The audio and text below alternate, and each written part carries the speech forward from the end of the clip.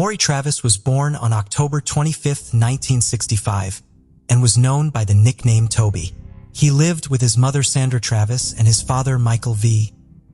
Travis in Carr Square, a public housing complex in St. Louis, Missouri. In April 1976, they bought a house at 1001 Ford Avenue in Ferguson. Maury's childhood appeared relatively ordinary. He was introverted and reserved, but known for his exceptional politeness and respect.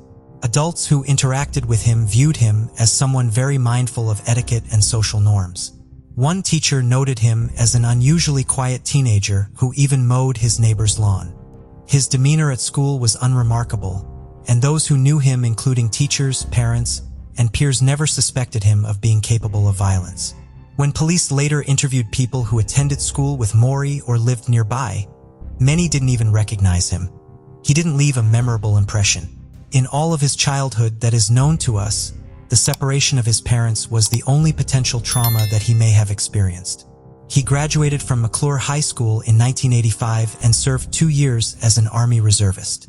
Following that, he worked as a medical and dental assistant. Additionally, he managed to secure employment locally with college companies and even volunteered at a local nursing home. Maury Travis's enrollment in Morris Brown College in 1986 at the age of 22 seemed like a positive step forward. However, it was also in this private institute in Atlanta where he encountered and formed a relationship with cocaine, sending his life into a downward spiral. His addiction quickly escalated to a severe level, costing him $300 a day. Maury's plunge into criminal activities to support his habit swiftly brought him to the attention of law enforcement the following year. Up until that point, he had a clean record, making his sudden shift into illegal behavior quite unexpected. Rather than a gradual escalation, his actions took a surprising and abrupt turn from his prior conduct. Maury engaged in a string of robberies that raised eyebrows. Before we dive in, don't forget to subscribe to our new channel, where we uncover captivating and chilling cold cases that will keep you on the edge of your seat. You won't want to miss the twists and turns we have in store. To everyone's surprise, he targeted 5 shoe stores in St. Louis within 8 days. What added an unusual twist to these crimes was his choice of weapon. Instead of a loaded firearm, he used a plastic toy gun to instill fear. This abrupt shift into criminal behavior was truly unexpected, especially given his clean record prior to these incidents. This is where Maury Travis took a sharp turn into criminal activity. The armed robberies he committed resulted in his initial capture. Witnesses provided the police with details about his car, leading to his arrest. The detective handling the case was taken aback, as Maury didn't fit the typical image of a criminal. Upon being apprehended, Maury claimed to have hazy memories of the crimes, attributing it to drug influence. While awaiting sentencing, he underwent a drug rehabilitation program and claimed to have successfully overcome his addiction. Despite these efforts and his clean record before this, the court had taken his actions into account during proceedings. Character references poured in support of Maury, including one from a congressman and U.S. representative. These testimonials highlighted his rehabilitation efforts, asserting that his criminal behavior was an aberration in his character. Despite this acknowledgement, Maury received a 15-year prison sentence on July 5, 1989, at the age of 23. This marked the start of his time behind bars for his criminal actions. From the outset, Maury realized that his time in prison wouldn't be easy. He attested to the inhospitable conditions, citing frequent assaults and an abundance of drugs that posed a significant threat to his rehabilitation. Having successfully addressed his dependency issues, he found himself surrounded by drugs in this challenging environment. In a desperate plea to the judge, Maury wrote a letter, urging him to reconsider his sentence, pouring his heart out in the hope of a more lenient outcome. In his plea to the judge, Maury wrote on how he was constantly thinking of taking his own life, due to the horrible conditions he is living in. He ended by asking the judge to give him another chance in society. Maury was granted parole in 1994, serving only 5 years and 3 months of his sentence at the Farmington Correctional Center. His early release was primarily attributed to his exemplary behavior. Although he had 13 conduct violations, they were minor infractions. He moved into a duplex where neighbors regarded him as an excellent resident who didn't cause any disturbances. After serving time initially from March 1989 through June 1994, Maury faced additional prison stays due to drug-related charges from February 1998 to January 1999 due to repeatedly violating his parole. Once outside prison, he worked in various restaurants, keeping to himself mostly. He also displayed an unusual fixation for his 2000 black Mitsubishi Eclipse, spending considerable time cleaning and maintaining it.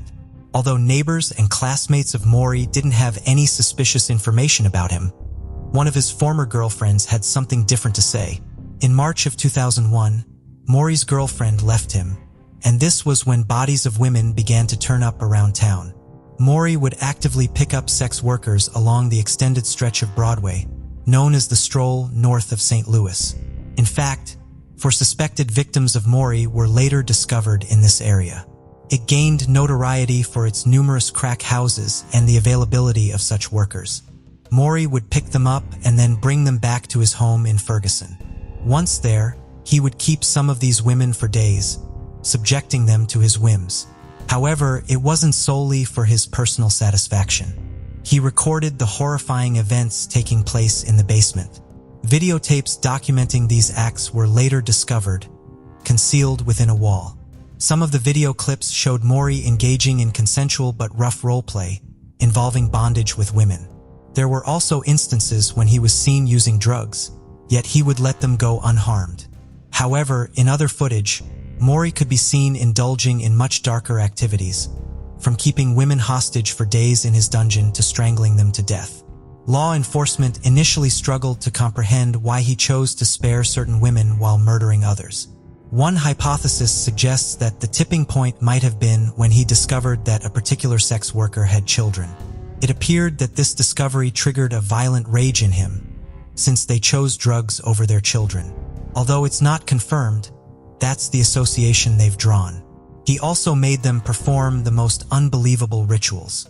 More, he would get them to dance in white clothes. Then at times he'd get them to wear sunglasses where the lenses were completely blacked out so they couldn't see. By doing this, he was taking power away from them completely. He would then restrain their legs with a rope and handcuff them. At times, he'd even cover their eyes with duct tape. They saw these women shackled to a wooden post with Maury verbally taunting them. He would tell them what was going to happen, or they needed to berate them as well. At times, he'd get angry because he'd find out that these women had children. He also used to criticize them, expressing aggression and violence due to their choice of drugs over their kids. In some of the earliest footage, Maury is actually seen standing over a kneeling naked woman heavily bound with a rope and handcuff. Then he suddenly grabs the belt, snaps it tightly around her neck, and strangles her until she's unconscious and she's limp. He may even have broken her neck. He then just leaves her body face down on the floor. It's truly horrifying to think that Maury Travis was able to carry out such horrific crimes without raising suspicion. One thing we know is Maury Travis' ability to blend into the background made him a master of disguise.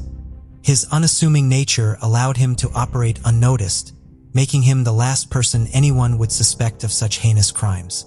On July 31, 2000, the discovery of the first known victim, Mary Shields, 61, in East St. Louis, Illinois, began a haunting pattern.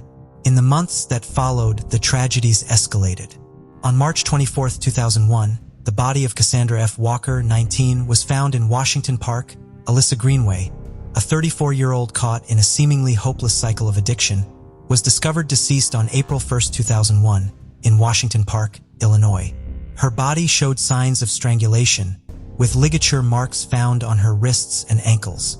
Near her body, authorities found a tire impression, identified as a Bridgestone Potenza tire, which was photographed for further analysis. Not long after, on May 15, 2001, Teresa Wilson, 36, was discovered in West Alton, Missouri. May 30, 2001, marked the discovery of Betty James, 46, in St. Louis, with an evident tire impression distinct from earlier scenes. The St. Louis Police Department strongly believed that all these murders were the work of the same individual, as the crimes were executed in a similar manner. By June 29, 2001, Verona Thompson, 36, was found in West Alton, Missouri. Following this, on August 25, 2001, Yvonne Cruz, 50, was discovered in East St. Louis, Illinois. The haunting silence after October 8, 2001, when Brenda Beasley, age 33, was found dead in East St. Louis, Illinois, raised speculation. Authorities speculated three possible scenarios. Either the perpetrator was in custody, had passed away, or had relocated from the area. However, the unsettling quiet broke as the year changed. The cycle resumed, claiming for more lives. The first unidentified victim was found on January 30, 2002. Another unidentified victim was found near Muscatoa, Illinois, on March 11, 2002. The next unidentified victim was discovered in Columbia, Illinois, on March 28, 2002. And the final unidentified victim was reported in West Alton, Missouri, on May 25, 2002. Each day marked a sorrowful moment, revealing a frightening pattern. What ultimately led to uncovering the killer will stun you like never before. In an attempt to bring attention to one of the victims and maintain public interest in the investigation, Bill Smith penned an article. This was about Teresa Wilson, a victim, and her life struggles leading up to her unfortunate demise. She named the killer the Streetwalker Strangler. The article was published in the paper's May 19, 2002 issue. Less than a week later, Smith received a letter at his desk. While it's not uncommon for media personnel to receive letters or correspondence, this letter had an unusual return address on the envelope. I thralled him. 325 to 331 Lafayette Street, New York, New York, 10012. The letter bore a St. Louis postmark, indicating it had been mailed locally. The zip code 10012 encompasses portions of Manhattan's Soho, NoHo, Nolita, and Greenwich Village neighborhoods. The letter bore a St. Louis postmark, indicating it had been mailed locally. However, the thraldom address is fictional. So why would someone use that term for an address? According to Merriam-Webster, thraldom refers to the state of being an enslaved person. It also served as the name of a bondage website. Using what appeared to be Lucida handwriting font in red ink with minimal punctuation, Smith initially believed it was a prank. He quickly realized the letter was no joke and that a person claiming to be the Streetwalker Strangler was contacting him. The letter read, "Dear Bill, nice sob story about Teresa Wilson. Write one about Greenway. Write a good one, and I'll tell you where many others are to prove I'm real. Here's directions to number 17. Search in a 50-yard radius from the X. Put the story in the Sunday paper like the last." The letter Bill received included a map of West Alton marked with an X, indicating the location of a body. This sender offered to reveal the locations of additional victims and, as evidence of their identity, provided directions to number 17, accompanied by a typed internet-generated map. After finding a skeleton at the marked spot, authorities focused on the map, which appeared to have been generated using an internet mapping service. They found a possible match on Expedia.com, according to an affidavit by FBI agent Melanie Jimenez. On May 30, 2002, Expedia informed Jimenez that Microsoft, based in Redmond, Washington, provided the data for its map site. The FBI requested records of any maps of West Alton made between May 18, 2002, the date of the newspaper story that prompted the letter, and May 21, 2002, the postmark on the envelope. Took 4 days to receive a response.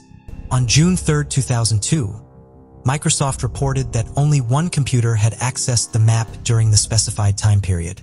The company further revealed that on May 20, 2002, that the computer had zoomed in on the map of the West Alton, Missouri area, approximately 10 times in chronological order, eventually generating a map that matched the one sent to the Post-Dispatch. However, Microsoft could not provide a name, only an IP address. A meaningless string of numbers to most people, 65.227.106.78. To translate the IP number into a name, the FBI turned to WorldCom Incorporated, which provided local telephone numbers to connect internet services to their dial-up customers. WorldCom assigns a temporary IP address to each customer for each internet session. The challenge was not just to identify who used 65.227.106.78, but also to determine who used it at the specific time in question. WorldCom's Internet Division, UUNet, identified the user as MSN/Maury Travis. This led to the identification of the user's real name, Maury Troy Travis of Ferguson. Before this, back in 2001, Maury also hinted about his crime to one of his co-workers. He told him that East St. Louis was a good place to hide objects, due to minimal police presence. He also told his co-worker's girlfriend, who worked at a TV station, that prostitutes' bodies were dumped in the same area. Maury didn't state that he was the one who killed them, but he said he knew about it from a friend. The taunting letter to the editor and his hints to co-workers suggest that Maury might have been one of those serial killers who craved attention. His actions indicate a desire to be found, a twisted sense of power derived from the fear he instilled in the community. This information provided the basis for surveillance, and on June 7, 2002, an arrest and search warrant. The warrant led to the discovery of evidence, including DNA and tire tread marks, linking Maury, a 36-year-old waiter, to some of the killings. Investigators launched a thorough search of Maury's residence in Ferguson, Missouri, uncovering a horrifying scene. Hidden within the depths of his home, they discovered a torture chamber. The ground floor of his home was tidy and well-maintained. The woman who lived with him, identified as his girlfriend, told police she had no clue about the basement and had never been there. While police officers examined the house and basement, FBI agents and other investigators conducted a 2-hour interrogation of Maury in his living room. They learned that his mother owned the residence and had allowed him to stay there. Authorities later revealed that Maury evaded giving direct answers, and instead inquired about how they had located him. Upon being informed that the computer-printed map had led them to his doorstep, Maury became enraged. Shortly after police escorted Maury outside and placed him in a car, he consented to accompanying the police downtown for further questioning. Computer forensics experts entered the house to inspect Maury's computer, where they uncovered drafts of the letter sent to journalist Bill Smith. Investigators uncovered a house of horrors. They found blood stains on the walls and on the ceiling and on the carpet and furniture as well. Within this, they discovered chilling torture instruments, a menacing stun gun, and newspaper clippings documenting his heinous crimes. But the most disturbing discovery was yet to come. Videotapes capturing Maury's unspeakable acts of violence, subjecting his victims to horrific acts. The evidence from this torture chamber, coupled with DNA analysis, suggested that he committed the murders of between 12 and 20 women. He had been preying on vulnerable individuals, many of whom were drug addicts and sex workers, in the states of Missouri and Illinois between 2000 and 2022. Travis asked for a soda during questioning. Later, the can he drank from was sent to the lab for testing. DNA swabs were taken from the area near the opening of the can for epithelial cells in Travis' saliva, which could be used for DNA testing. Travis' DNA profile was then compared to the biological material found on 2 of the murder victims, Yvonne Cruz and Brenda Beasley. St. Louis Police Captain Harry Heeger said that the investigators also found a crude diagram in Maury's home, showing plans for a basement extension. Heeger said that Maury was planning to build 2 cells in the basement, where he could, and then he was planning to build vents connecting the basement to the outside. Heeger said that Maury also made a list of things that he needed to keep the woman captive for some time, and that one of the items on the list was adult diapers. We spoke about the victims who were identified, but now let us uncover a few who are not known till the present. On May 25, 2002, the tragic case of St. Charles County Jane Doe came to light, adding another victim to the list of serial killer Maury Troy Travis. The woman's remains were discovered near West Alton, Missouri, leaving her identity shrouded in mystery for 21 years. The discovery of St. Charles County Jane Doe unfolded following the anonymous letter sent to local reporter Bill Smith on May 21, 2002. The skeletal remains of St. Charles County Jane Doe were found west of Highway 67 and scattered over a 30-foot wide area. It was determined that she was a female, between the ages of 25 and 35, of black ethnicity and approximately 5 feet 4 inches in height. 1 or more limbs and 1 or both hands were not recovered. The remains found at the crime scene included a sleeveless coarse blouse denim dress with metal buttons, a black and silver V-neck stretch, a torn piece of blue jean-type material, a white cotton tube sock, a blue shoestring-type tie-up in the back, and a thin white cotton fragment. A few months prior, on March 28, 2002, another discovery had been made: the remains of an unidentified woman. She would come to be known as Monroe County Jane Doe, one of the 3 victims of the notorious St. Louis serial killer, Maury Travis. Her identity remains a mystery, her story shrouded in silence. She was believed to be between the ages of 29 and 50, her African-American heritage evident in her skin tone. She stood at 5 feet 1 inch tall. Her petite frame weighed about 105 pounds. Her dark brown hair bore the mark of a healed fracture on her forehead, possibly a mark of a childhood injury. There was no indication that she had ever given birth. At the time of her discovery, they could find only skeletal remains, along with a green shirt and the letter M and the word Mavericks in orange lettering. Her attire was completed by khaki canvas shorts and a brown leather belt with a silver buckle. These simple garments provided the only clues to her identity, silent witnesses to her life. Just a few weeks before that, on March 11, 2002, in Marine, Illinois, the remains of Madison County Jane Doe were found. Madison County Jane Doe was believed to be between the ages of 23 and 30. Her ethnicity identified as Black. Her height was estimated to be between 5 feet 1 inch and 5 feet 6 inches, and she weighed around 105 pounds. She also had dark hair. When discovered, the victim's decomposed body was clad in a red and white checkered flannel-style shirt, bearing the brand Tommy Hilfiger and the pair of gray shorts from the brand's Second Skins. A little under 2 months before that, St. Clair County Jane Doe, a woman whose identity remains a mystery, was discovered on January 30, 2002. Her skeletal remains were found in Mascot, Illinois, though the exact cause of her death remains undetermined. She is presumed to be one of the unidentified victims of serial killer Maury Troy Travis. At the time of her discovery, she was believed to be between the ages of 20 and 40, of African-American descent. Her skeletal remains revealed clues about her life, including 3 piercings in her right ear, a healed fracture above her left ankle, and additional healed fractures on her nasal bones, left second rib, wrist, and below her neck. She was found wearing a black velour sleeveless catsuit, bearing the brand Jason Matthews, with full-length legs. 2 yellow metal rings adorned her left middle finger. People were shocked and confused by how a man with such an appealing personality could be involved in these terrible crimes. The mother of one of his ex-girlfriends from Pagedale expressed her shock and disbelief over the news of Maury's arrest.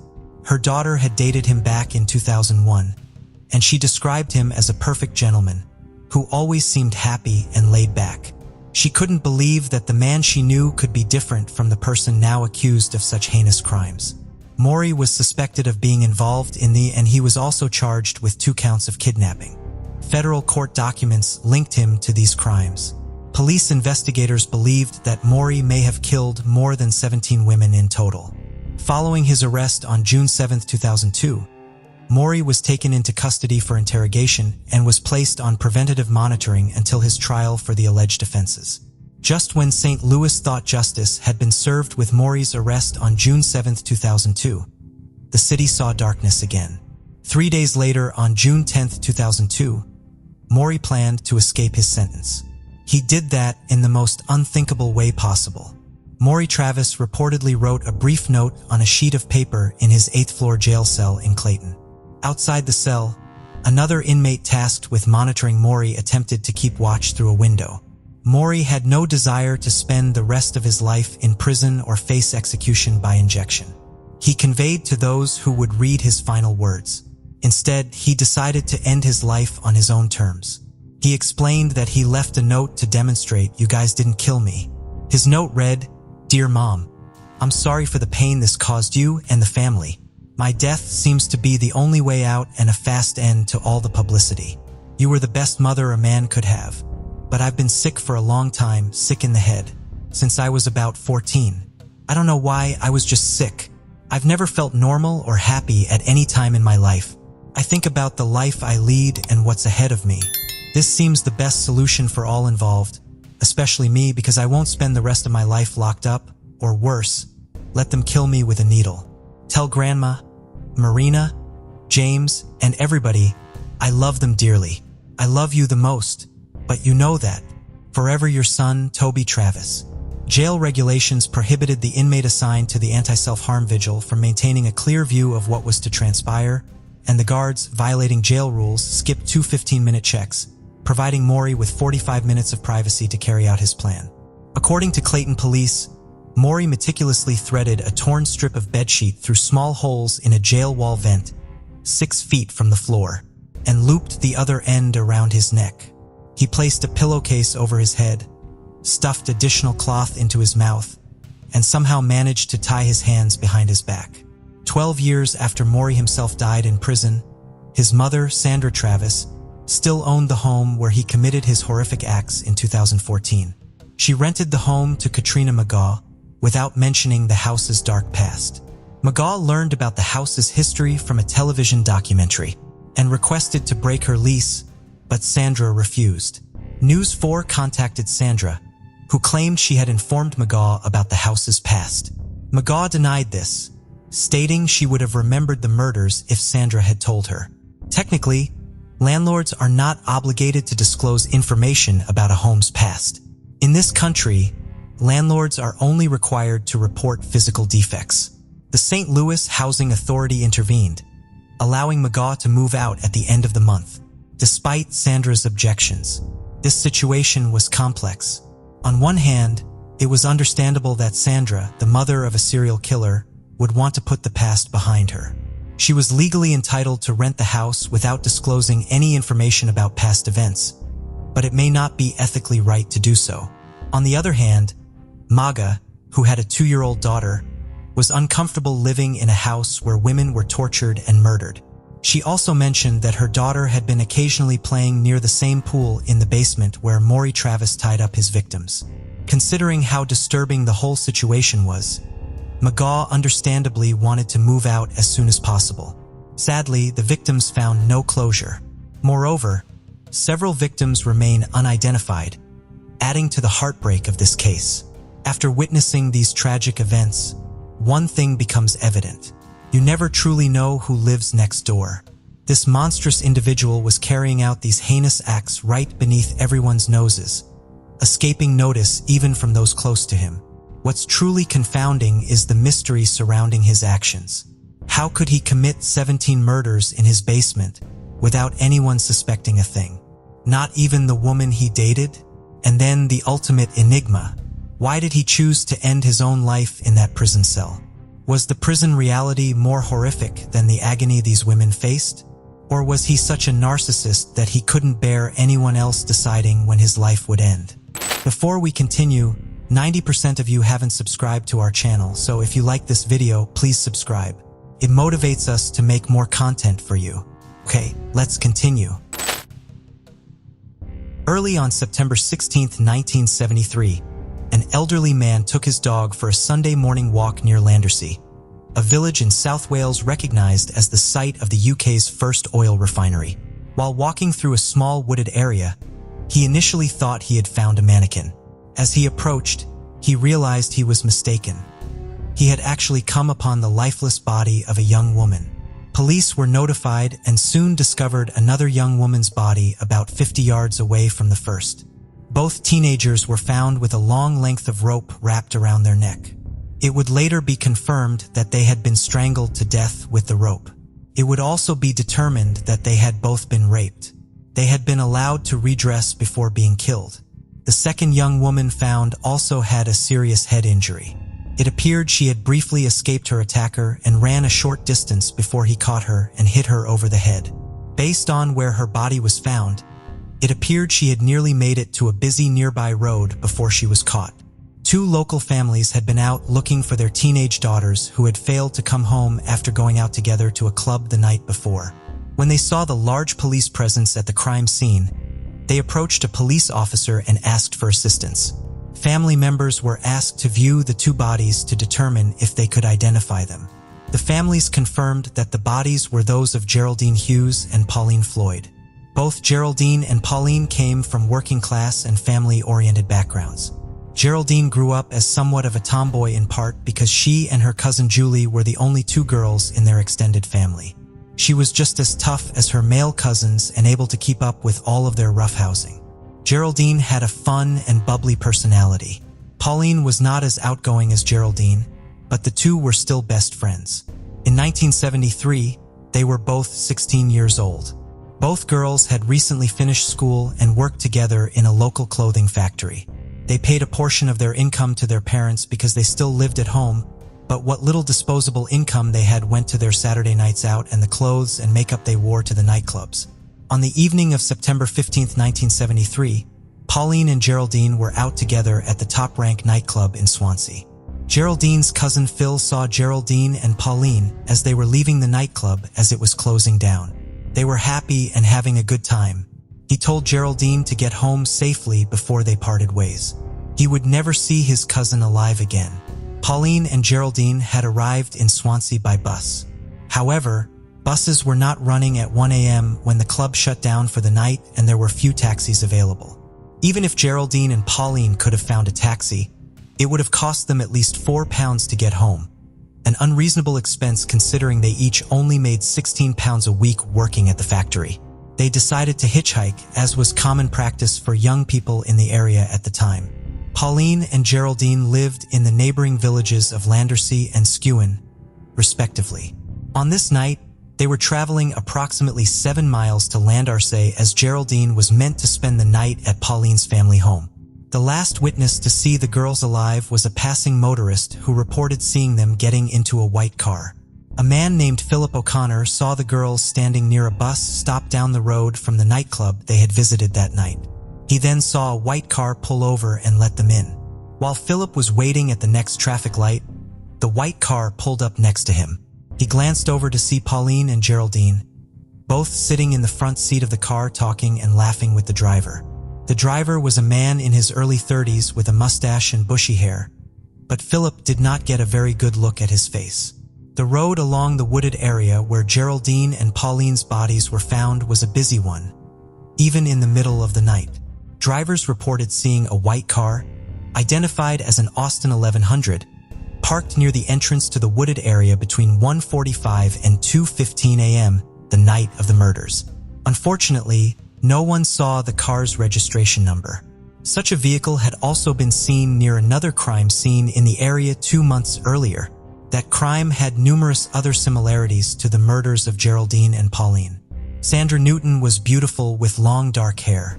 She had a reserved personality but a sweet laugh. Like Geraldine and Pauline, she was 16 years old in 1973.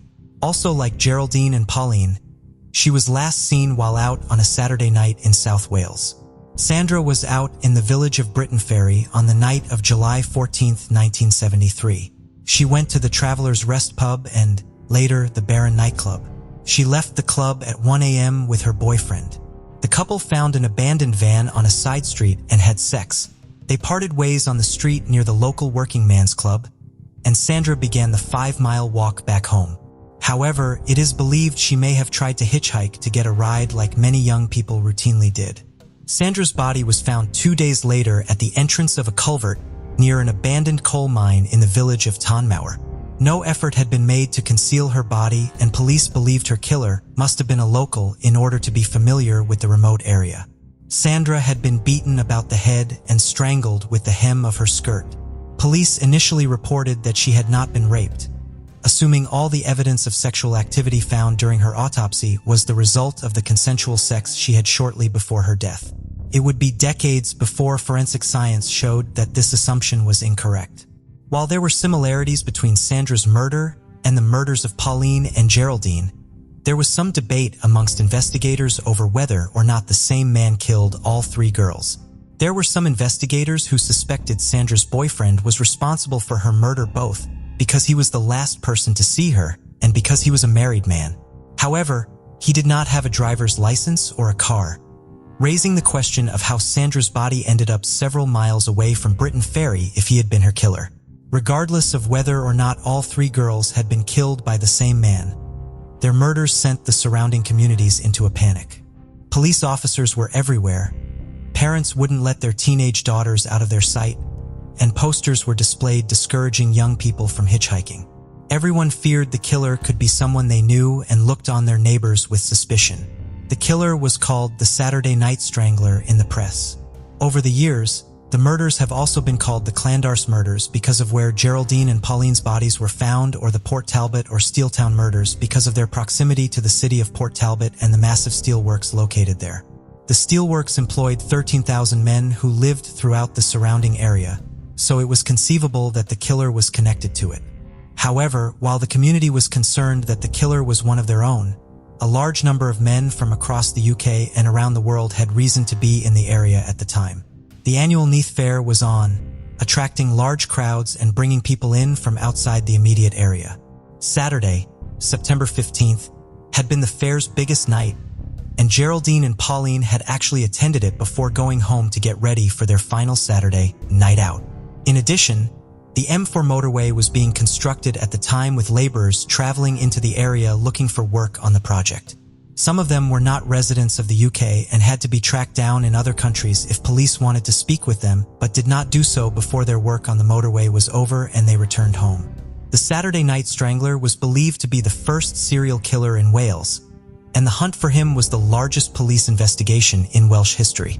More than 150 detectives were brought in to work the case. More than 35,000 people throughout the region were spoken to. 11,000 of them were the owners of white or light-colored vehicles.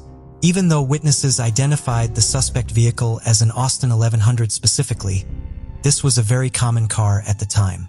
Examining all such vehicles and speaking to their owners, even in a relatively small region, was a laborious and time-consuming process. Without computers, police relied on a system of index cards filed and cross-referenced in 100 of boxes to organize the information from these efforts. Despite the enormity of the investigation, by the spring of 1974, less than a year after Sandra, Pauline, and Geraldine were killed, police were out of leads and the investigation wound down. On the 3rd anniversary of Geraldine and Pauline's murders, Geraldine's mother, Jean, led a protest outside of 10 Downing Street, the official residence and offices of the Prime Minister of the United Kingdom. 50 of her co-workers from the clothing factory where Geraldine had also worked carried handmade signs with sayings like "Bring back hanging." She brought with her to London a petition she had organized, which received more than 9,000 signatures. She told the press, "I can't accept what happened to Geraldine. It has left me very bitter. If they ever catch the person responsible, they should hang him. I want him to feel a rope around his neck like the girls felt." The case was revisited periodically as a matter of formality over the following decades, but little progress was made. When DNA analysis came into use by law enforcement, there was little hope it would help solve this case, even though the girls' underwear was preserved as evidence. In the early days of DNA analysis, quite a large sample was required for testing, which was not available in the Saturday Night Strangler investigation. However, by the late 1990s, technology advanced to the point where even a minute sample could be tested for DNA. The Saturday Night Strangler might be identified by his DNA after all. After 2 years of work, only a partial DNA profile of the killer could be extracted from the evidence preserved from Geraldine, but a full DNA profile was developed from Pauline's evidence. However, there was no match to the profile amongst the 1,700,000 DNA profiles in the UK's Criminal National DNA Database, so police would have to identify suspects and then take samples of their DNA for testing. In January of 2000, the investigation was formally reopened in hopes of using this DNA profile to finally identify the killer. The renewed effort was named Operation Magnum. The murders had occurred nearly 27 years earlier, and at the time, no crime in the United Kingdom had ever been solved after such a long time had passed. Operation Magnum had only been given enough funding to test 500 DNA samples. Given the fact that the original case files contained tens of thousands of names of potential suspects based on their location, criminal history, or ownership of an Austin 1100, narrowing down the suspect pool to the 500 most likely suspects was a massive undertaking. Rupert Heritage, former chief of the Behavioral Science Unit of Surrey Police, created a 14-point criminal profile to help identify the killer, which stated that the Saturday Night Strangler would have a history of minor property crimes, live in the region where the murders occurred, and would have started his criminal career at an early age. Because so much time had passed and many men from outside the area had been there at the time of the murders, investigators had to go as far away as New Zealand to get DNA samples from the men they ultimately placed on their relatively short list of suspects. All 353 men asked to provide a DNA sample did so willingly, although some took more convincing than others. None of these samples matched the crime scene DNA. A major breakthrough in the case occurred in October of 2001 when Dr. Jonathan Whitaker, a DNA specialist, managed to identify an unknown male DNA profile from swabs taken from Sandra Newton's body. Initial testing of the swabs from her body had revealed a mix of DNA from 3 people: Sandra, her boyfriend, and another individual. Dr. Whitaker was finally able to isolate the 3rd profile and found it to be a match to the DNA from the other murder scene. While it had long been suspected that Sandra had been killed by the same man who killed Pauline and Geraldine, this evidence finally confirmed that the same man killed all 3 girls. This news was beneficial for police because it confirmed that there had been a serial killer in South Wales in 1973 and that they were looking for only one man for all 3 murders. However, for Sandra's loved ones, the news had varying effects. Sandra's boyfriend at the time of her death had spent nearly 30 years facing suspicion over and harassment for his perceived potential involvement in Sandra's murder from members of his community. When police told him that the DNA evidence had proven his innocence, he became emotional and told them he could now finally walk down the street with his head held high. For Sandra's mother, Pat, however, the news was devastating. Again, police had initially believed that Sandra had not been sexually assaulted because they knew she had consensual sex shortly before her death and therefore viewed all the evidence of sexual activity found at her autopsy as the result of her earlier encounter with her boyfriend. However, the presence of semen from the same man who had raped and murdered Pauline and Geraldine on her body proved that Sandra had been raped by her killer. Pat had said ever since Sandra was murdered that the only consolation she had was that her daughter had not been raped before she was killed. Police now had to take away the one small comfort she had in coping with the nightmare that was her daughter's murder. The same month, Dr. Whitaker proposed a novel approach to using the DNA profile to identify the killer. The killer's DNA was not in the criminal database, but what if he had children? Enough time had passed since the murders that even if the killer did not have children until after he killed all 3 girls, his children would now be adults and subject to having their DNA entered into the database should they commit a serious enough crime. Searching for an exact match in the criminal database had not revealed the killer, but what if they looked for partial matches? Dr. Whitaker did ultimately find a DNA profile in the database that could have been from the son of the killer. It belonged to Paul Capin, a local car thief. Capin was a name known to investigators. Joseph Capin, Paul Capin's father, had been suspect number 200 on their list of the 500 most probable suspects based on information from the original investigation. However, when they had tried to collect a sample of his DNA, they had learned that he was dead. Capin was a native of Port Talbot and lived in the sand fields that stayed there at the time of the murders. He was sometimes employed as a bouncer or a bus driver and was in and out of jail. His criminal career began when he was just 12 years old and he racked up more than 30 documented minor offenses, ranging from stealing from gas meters to burglary to assault. Capin was a violent man who severely abused and terrorized his wife and 2 children. He also was known to pursue young girls, using his various jobs as a bouncer to meet and try to get close to them. Capin had been interviewed on October 13, 1973 because he owned a white Austin 1100 and his name had been given to investigators by a police officer who routinely had to deal with him. Capin told police he had gotten home from the Neath Fair around 9:30 on the night of Pauline and Geraldine's murders and had been home with his wife the rest of the night. She corroborated his story, as she had long since been conditioned to do whenever police came asking questions to avoid violence from her husband. Capin's white Austin had been up on blocks in the yard with the wheels removed when police came for the interview. He told them that the car had been there since the day after the murders. This was a lie. In the week after the murders, police were stopping any and all white Austin 1100s in the area to question their drivers. Capan had been stopped while driving the vehicle during this effort, meaning the car was still in use long after he said it was out of operation. The lie was not noticed until DNA made Capan the prime suspect in 2001. Police hypothesized that he took the wheels off the car after it was reported in newspapers that police had found tire tracks at the crime scene. Capan and his wife had eventually divorced. His ex-wife and daughter cooperated with police and provided samples of their DNA. Comparing the DNA of Capan's 2 children and their mother to the crime scene DNA, scientists were able to say that Capan was still a likely suspect. However, they still did not have a direct DNA sample from him. While it appeared that Capan was a Saturday night strangler, investigators wanted to be able to say with certainty that his DNA was a match to that from the crime scenes. On Christmas Eve of 2001, investigators submitted an application to the Home Secretary of the United Kingdom requesting permission to exhume the body of Joseph Capan. They used all of the familial DNA testing as evidence supporting the exhumation. The application was approved and the exhumation was scheduled for May of 2002. Investigators and a forensics team set up a tent over Capan's grave on May 15, 2002, so that they were prepared to begin the exhumation rite at midnight.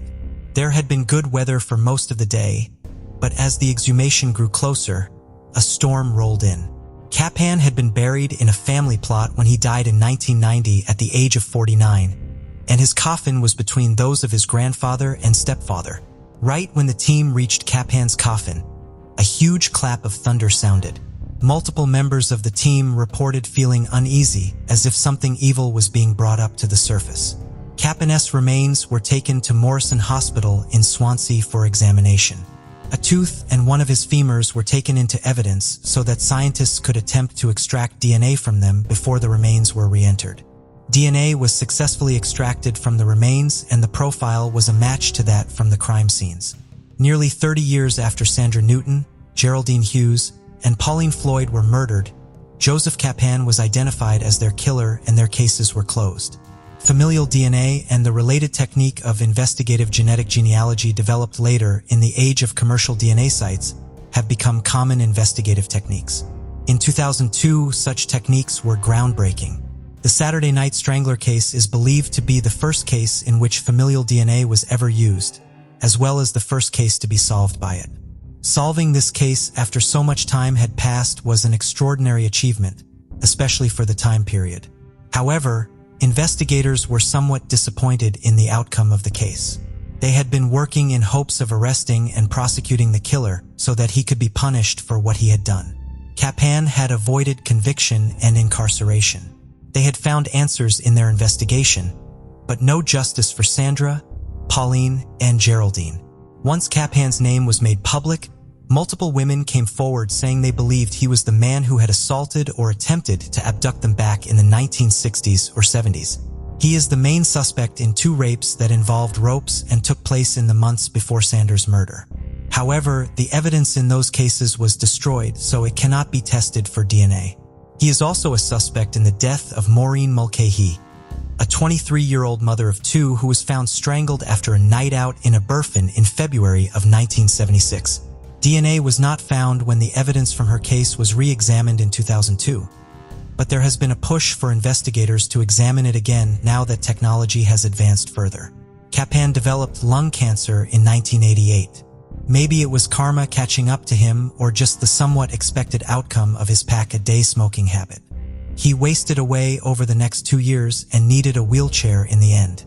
There appear to be no public statements from his family about his actual death. We can only hope that it was painful and that he fought for his final breaths. He never felt the rope of a noose around his neck, as Geraldine's mother had once hoped, but hopefully he felt the fear caused by being unable to breathe that he had inflicted on his victims all those years earlier. Pauline, Geraldine, and Sandra's murderer was not identified for almost 30 years. Despite this, their parents all lived to learn the killer's name. Pauline's father, Trevor, was 89 years old at the time and relieved he was able to live long enough to see the identification made. Geraldine's parents, Denver and Jean, broke down in tears when they learned Capan had been confirmed to be the man who had taken their daughter from them. They went to Geraldine's grave after they received the news. Denver later told the press, We took a few flowers to Geraldine's grave and had a few quiet words with her. We felt we had put her to rest properly at long last.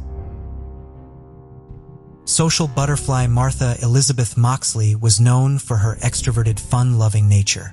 Born to Dorothy and John David Moxley on August 16, 1960, Martha was the youngest in her family with her older brother John. After her father was transferred from his job in Piedmont, California, in 1974, the family moved to a spacious new home in Connecticut. Relocating 3,000 miles away to the affluent suburbs of Belle Haven was a significant change, but Martha was very adaptable. In a short time, she made many friends, and her vivacious personality and self-confidence drew classmates to her. Within just 9 months in town, she was voted the most popular girl at Western Junior High School. Her rapid rise in popularity also made her well known among the boys. Martha was someone who seemed to have everything going for her. She was friendly, athletic, and talented in the arts, with everything coming easily to her. Her brother John recalled in an interview that she was very easy to get along with, upbeat, and friendly, the kind of kid anyone would enjoy being around. Despite her popularity, Martha was also family-oriented. She often spent time at home making sketches or playing with her cat Tiger. Like any other teenager, she had a wilder side too. In the summer of 1975, Martha spent most of her days at the Belle Haven Club, playing tennis or swimming leisurely. She would often socialize around the pool with other children of exclusive clubs. The kids of these clubs were described to be of a different breed, unlike her other friends. They went to private academies and boarding schools and enjoyed a wealth that was daunting, even by Greenwich standards. Amongst these kids, one family especially stood out, and that was the Skakel family, cousins to the infamous Kennedys. Martha was known to share close connections with the Skakel boys, Thomas and Michael. The Skakels were neighbors to the Moxley family. Michael and Thomas Skakel were both nephews of Ethel Skakel and her husband, Robert F. Kennedy. The families related to and Robert happened to be the brother of the late President John F. Kennedy. Ethel Skakel's brother, Rushton, and his wife, and had 7 children. Amongst them were Thomas and Michael Skakel, who were 17-15-year-old respectively at the time of Martha's murder in 1975. The Skakels were far from a happy family. Michael Skakel would later cite chronic illness, alcoholism, and a repressive Catholic morale and sexual outlook as persistent causes for household turmoil. In 1973, Ann Skakels passed away from brain cancer, leaving her alcoholic husband, Rushton Skakel, to further delve into a worse state. He would often leave the children home alone with insufficient supervision and unlimited funds. Michael Skakel expressed that even a more intense level of chaos came to rule our household as a result of his mother's death. The Moxleys lived just about 150 yards away from them. The Skakels would often have a constant stream of teenagers at their place, thanks to the lack of parental supervision. Martha was experiencing her best summer days within the comfort of the gated community in Belle Haven. Her teenage years were filled with occasional sneaking out, added with smoking and a few beers. In her diary, Martha shared a few instances that happened over the course of these holidays. Many of them were in reference to the Skakel boys, as Martha was especially concerned with the advancements she was receiving from Thomas. On September 12, 1975, she wrote, "Dear Diary, me, Jackie, Michael, Thomas, Hope, Maureen, and Andrea when driving in Tom's car. I was practically sitting on Thomas's lap because I was only steering. He kept putting his hands on my knee. Then I was driving again and Tom put his arm around me. He kept doing stuff like that." Martha also wrote a note about Michael on September 19, 1975, which said, "Michael was so totally out of it that he was being a real asshole in his actions and words. He kept telling me that I was leading Tom on when I don't like him except as a friend. I said, well, how about you and Jackie? You keep telling me that you don't like her and you're all over her. He doesn't understand that he can be nice to her without hanging all over her." It was quite evident that Martha had mixed feelings about the Skakel brothers and often reconsidered if she should stop hanging around their place. The doubt of her own safety and comfort kept looming over her mind, but no one could have expected what was coming next. On October 30th, 1975, mischief hour arrived. Martha did her best to convince her mother to let her out with her friends. John, Martha's dad, was out on a business trip, so she tried every trick in the book to get her mother's approval. After some consistent nagging, Dorothy fell short to her daughter's pleas and gave her permission to go out for the night. Bellhaven was a well-secured community. Everyone coming in and going out was well inspected, and crimes within such a safe locality were highly unlikely. Martha went out with her friends, Jackie, Jeffrey, and Helen. The three of them went over to Skacko's place where they were supposed to meet with Kennedy cousins. The night went on and soon enough midnight struck. Dorothy was used to her daughter occasionally missing her curfew, so her panic didn't settle until 2 a.m. At first, she thought Martha might have just slept over at her friend's place. She called Martha's best friend, Sheila, in search of her whereabouts, only to find out that she hadn't seen her since 9:30 p.m., about the same time when all the kids went back home. After 3:30 a.m. rolled around, Dorothy was worried sick and decided to call their neighbor, Thomas Skakel, who also replied the same thing as Sheila. After 3:35 a.m., she finally gave up and ended up calling the police for help. The local Greenwich officers were sent to the Moxley household almost immediately. After a quick check around the neighborhood with Dorothy, they couldn't find anything out of sorts. The officers ended up giving assurance to Dorothy and asked her to wait till the morning. Although right before the officers headed back, they sent out Martha's information to all the nearby stations to stay alert for any sightings of Martha. Dorothy soon fell asleep beside the window waiting for her daughter to show up. The following morning of October 31st, 1975, Dorothy rushed over to Martha's room only to find her bed empty. The police were called in yet again, and a deep, unsettling feeling had started to creep over her. She knew something wasn't right. Dorothy couldn't just sit back and wait, so she decided to go around the neighborhood with her son, John, and the first place she went to look was the Skakel household. Over the course of 15 months of them living here, Dorothy had never been over to her neighbor's house, and the first thing she was greeted with was their aggressive dog. Pretty shaken up from the frightening encounter, she knocked on the door, and the younger Skakel brother, Michael, opened it soon after. In spite of that, Dorothy was adamant to find something, so she asked to take a look over at the camper parked outside. She assumed that Martha might have just fallen asleep in the back of the camper, but after checking inside, her hopes were crushed as it was empty as well. The word of Martha's disappearance had gone around the locality by this time, and friends and neighbors had come along with the police to inspect the grounds of Bellhaven. Not long after noon, Martha's friend Sheila rushed over to the Moxley household. Shivering in fear, she fumbled to come up with the words to describe what she just witnessed. Through her tears, Sheila pleaded with Martha's mom to call 911 for help. She said something terrible had happened and Martha's not moving. Someone had attacked her and they needed to get help. Dorothy's friend, Jean, who was with her at the time, asked her to stay put as he went back to check on what had happened. As soon as Jean reached the site, he made a gruesome discovery. 200 feet away from her house, lying face down under a large pine tree at the edge of the Moxley property, was the missing teen. The back of her head was bludgeoned and the broken golf club was sticking right out through the back of her neck. Martha's clothes were blood-stained and her jeans and underwear were pulled down to her ankles. Near the teenager was a broken 6-iron golf club, which was used to strike Martha repeatedly in the head. The impact was so forceful, the club was found broken into 3 pieces.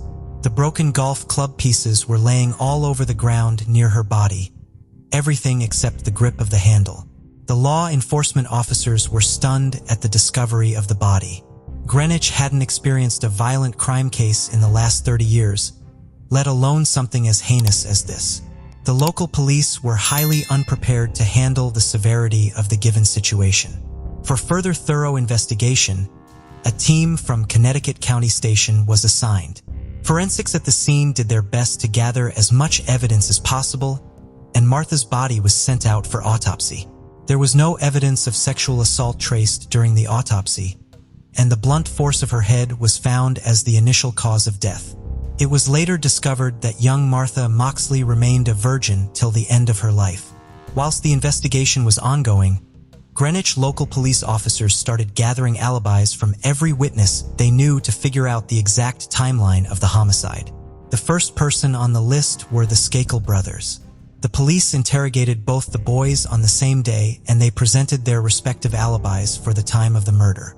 When questioned, Thomas Skakel told detectives that he last saw Martha around 9:30 p.m. outside his house. He said after he bid goodbye to her, he went straight inside where he joined the family's new live-in tutor, Kenneth Littleton, to watch The French Connection. Thomas soon after went back to his room, later to work on a school report on Abraham Lincoln. His teachers, however, denied they had ever given such an assignment. Thomas was eventually given 2 polygraph tests. The results to the first one remained inconclusive, but Thomas passed the second one. Michael Skakel told detectives that he had left his house around 9:15 p.m. and drove to his cousin Jimmy Turin's house, returning around 11 p.m. The police immediately felt a bit doubtful towards Michael's statement, but didn't have any hard proof to pin him as a suspect to the case. 24-year-old Kenneth Littleton was also investigated in the fall of 1976. He told police he heard noises outside the house sometime between 9:30 and 10 p.m. Before he stepped out, Littleton said he checked up on all the 7 Skakel children, and Michael, along with his older brother Thomas and 2 other Skakel boys, were not at home during that time. According to reports by Detective Solomon, his story was that he heard some noises coming from the bushes on the property, leaves rustling, but he claimed he did not see anything at the time he was out.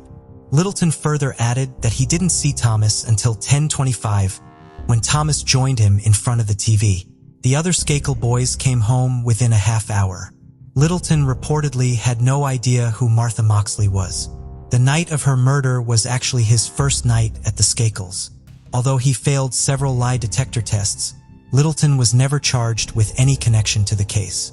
Amidst the active investigation, police came across 2 startling pieces of evidence. Martha Moxley had been beaten and stabbed with a Tony Pena golf club.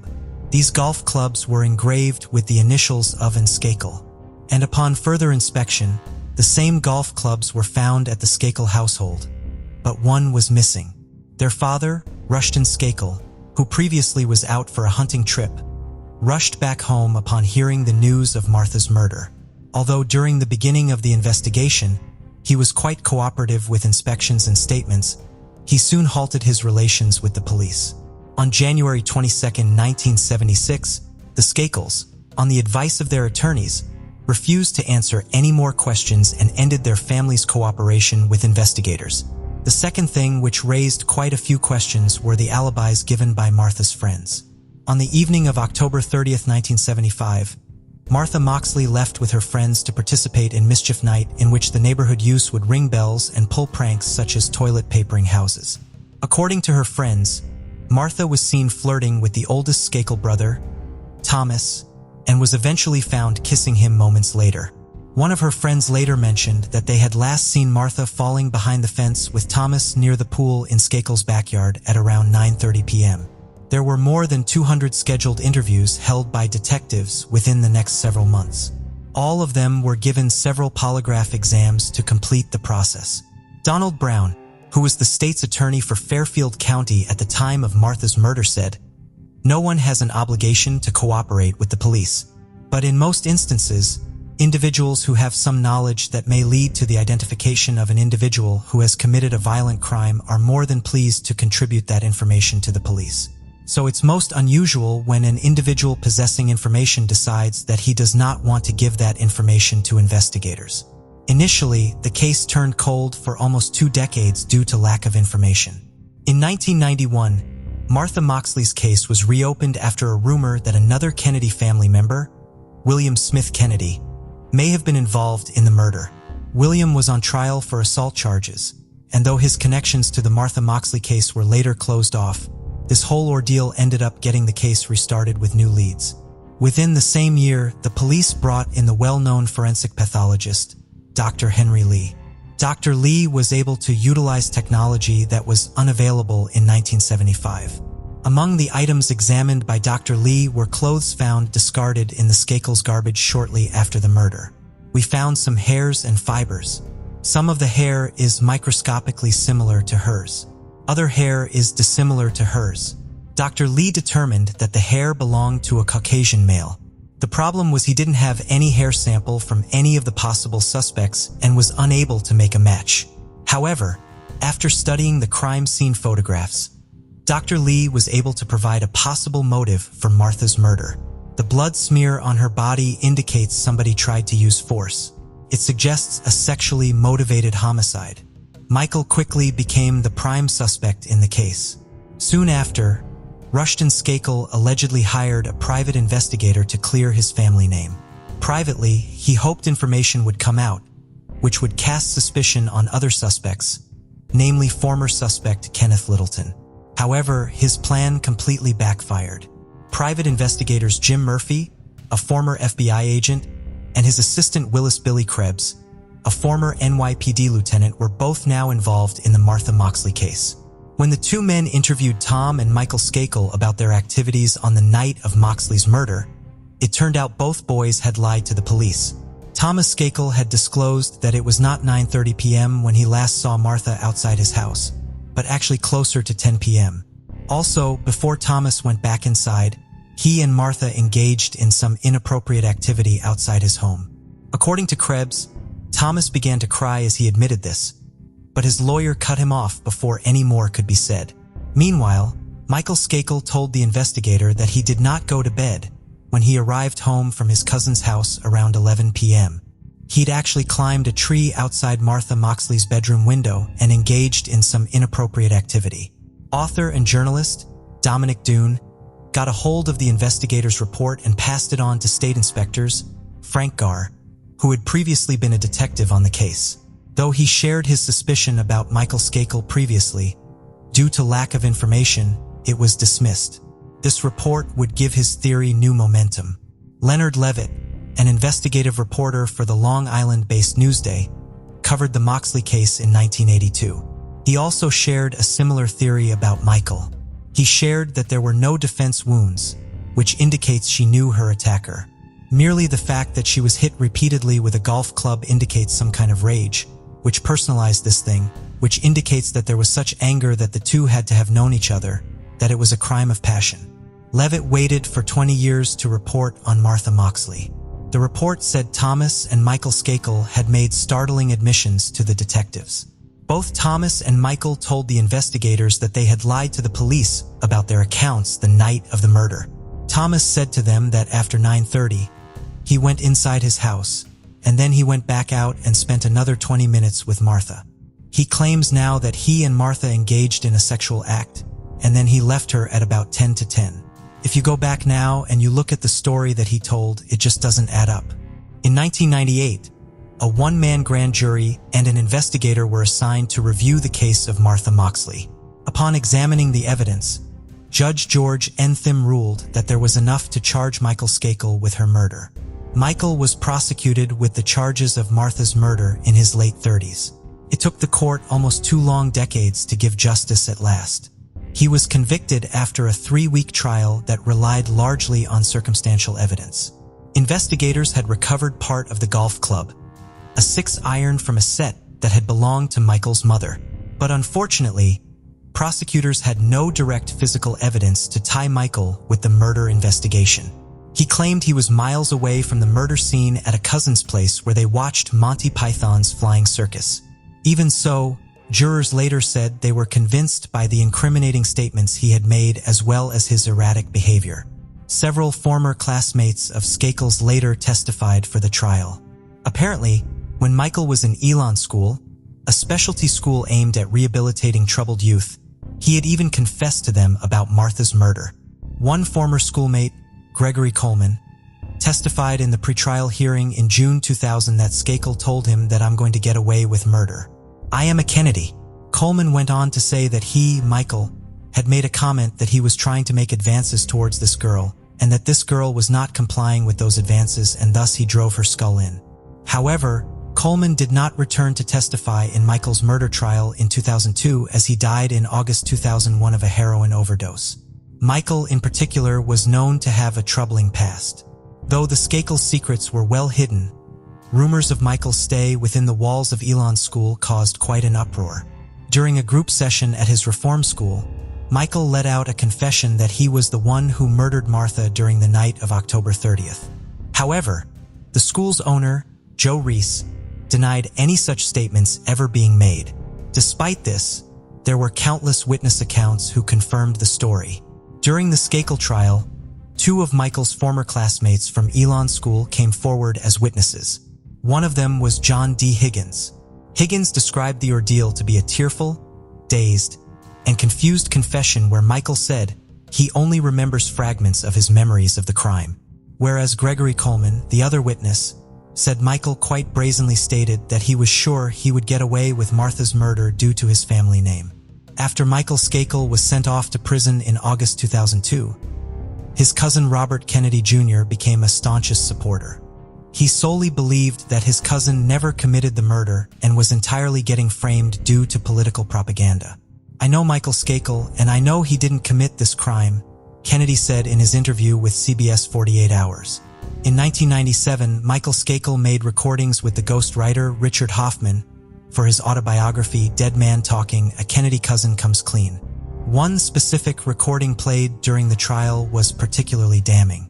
Michael said that the night of Martha's murder, he was drunk, had been smoking marijuana, and was having inappropriate urges.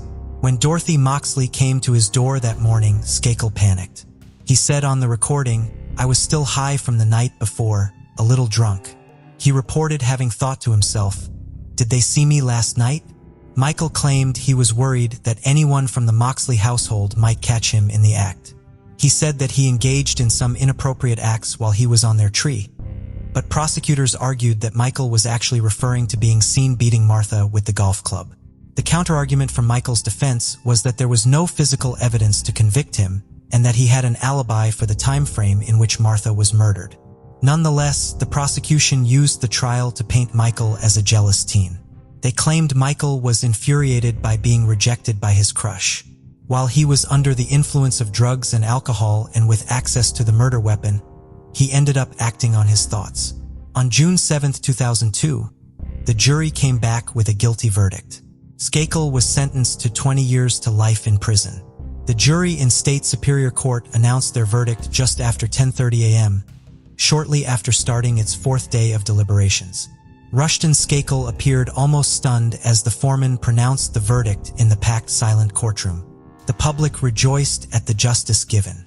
It was one of the most complicated and tragic cases in the Northeast, surrounded by a swirl of wealth and celebrity. The 27 years of hell finally ended for the Moxley family.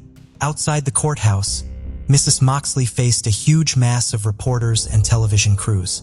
Through tears, Mrs. Moxley said she had prayed before court. "My prayer started out, 'Dear Lord, again today like I have been doing for 27 years. I'm praying that I can find justice for Martha. You know, this whole thing was about Martha.'" She added, "This is Martha's day. This is truly Martha's day." While Michael was in prison, his lawyers and supporters fought for his conviction to be overturned. For appeals were filed, all of which were denied. Then on October 23, 2013, Michael was granted a new trial on the basis that his defense attorney, Mickey Sherman, provided him with constitutionally deficient representation. As a result, Skakel was released on $1,200,000 bail on November 21, 2013. Prosecutors fought their best to get Skakel's conviction reinstated. They succeeded years later in December 2016. Connecticut Supreme Court finally ruled over a 4-3 decision, which said his representation was, in fact, valid. But the case didn't close there. In May 2018, the court reversed its ruling with yet another 4-3 decision, concluding that Michael's representative, Mickey Sherman, failed to provide evidence of Michael's alibi during the original trial. Prosecutors still have the option to retry Michael, but will certainly have difficulty doing so due to deceased witnesses and other problems. Michael's legal team in an issued statement praised the court's decision, saying that it had done the right thing. The lawyers also said that Michael, who maintains that he is innocent, has been unjustly imprisoned. The Moxleys, however, remain certain of Michael's guilt. "There's no doubt in my mind that he did it," Dorothy said. John Moxley, her 59-year-old son, said that the jury's verdict in the 2002 trial, which they reached after hearing the evidence against Michael Skakel, continued to give him reassurance. "There's a comfort level on our part that we know what happened," he said. Michael Skakel is now 55 and lives with his aunt in Westchester County, New York. He spends his day taking care of his 15-year-old son, George, and doing his best to move on from the trauma of his past conviction and imprisonment. He's legally bound to ask for court's permission to travel outside Connecticut or New York. I'd like to put this nightmare behind me so I can begin to have some semblance of a life with George without all of this hanging over my head. He said in the email, I lost 11.5 years of my life. I miss George's childhood altogether. I know I will never get those years back, but I feel lucky to spend time with George now. The death of Martha Moxley was a recurring nightmare for the Greenwich community and her family and friends, which lasted over 40 long years. While many still believe in favor of the court's justice that the verdict against Michael was fabricated, but in the end, a mother lost her daughter and the state of Connecticut failed to get proper justice for Martha's death. Many believe Michael walked away as a free man due to his connections and wealth. Martha's father, John David Moxley, died in 1988 fighting for his daughter's justice. The Kennedy family continues to gain fame from the Martha Moxley case even now. Robert F. Kennedy Jr., who wrote a book entitled Frame, Why Michael Skakel Spent Over a Decade in Prison for a Murder He Didn't Commit in 2016. Dorothy Moxley, Martha's 84-year-old mother, said the book had left her at a loss for words. She added that truth never looked so twisted and manipulated in her entire life.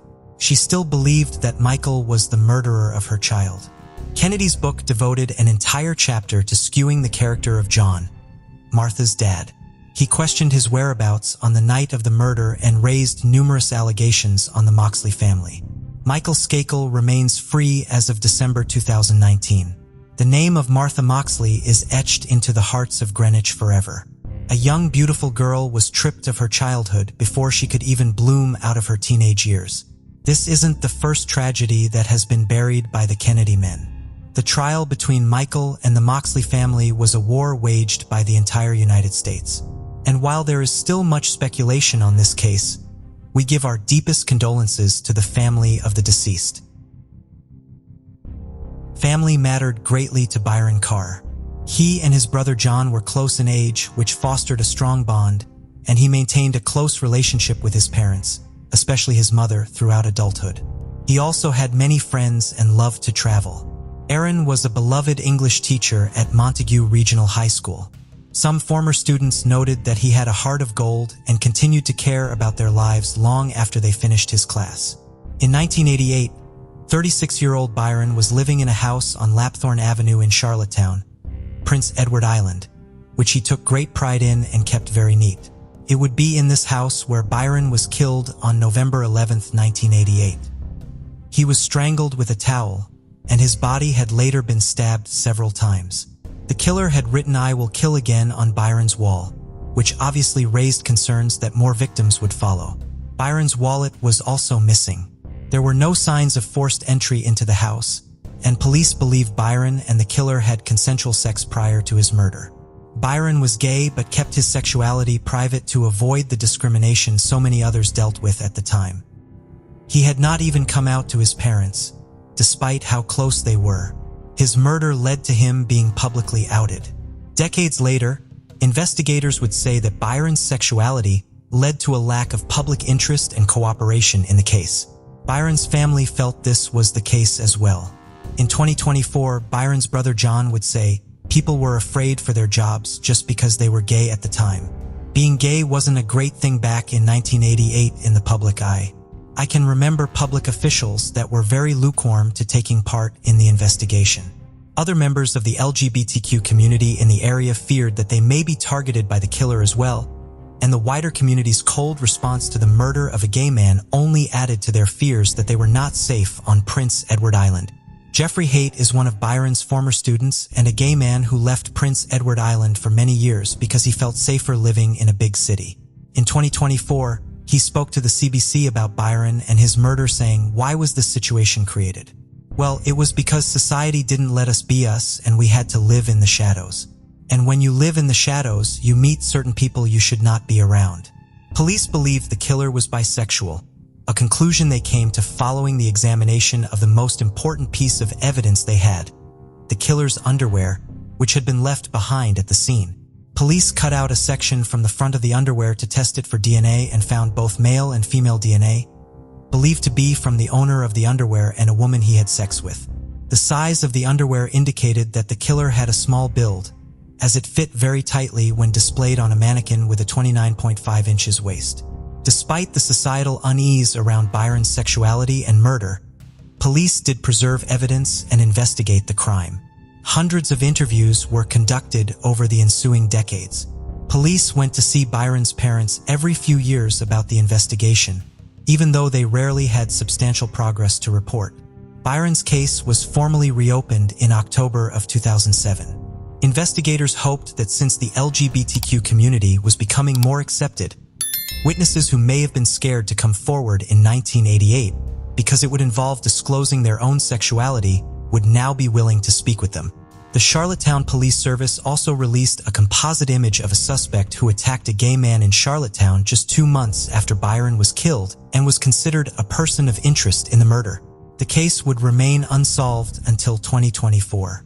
That January 26th, Chief Brad McConnell announced that the day before, 56-year-old Todd Joseph Gallant, also known as Todd Joseph Irving, had been arrested and charged with 1 count of first-degree murder and 1 count of interfering with human remains in connection with Byron's murder. A second person had also been arrested but then released, although their potential involvement in the case is still being investigated.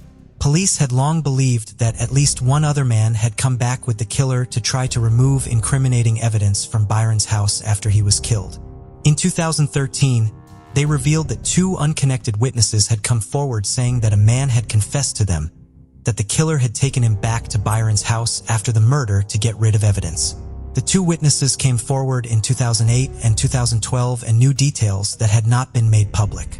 The individual they reported, whose name has not been released, had been released on parole shortly before Byron was killed, had a violent criminal history, and had been a potential suspect in the murder early on in the investigation. However, he had passed away in the early 2000s and, as such, could not be interviewed about who brought him to Byron's house that night. Police believed that it was when the killer brought his accomplice to the scene hours after Byron was strangled with the towel, that Byron was stabbed, the note was written on the wall, and Byron's wallet was stolen. These actions were taken to confuse police. Socks had been found in Byron's kitchen trash can.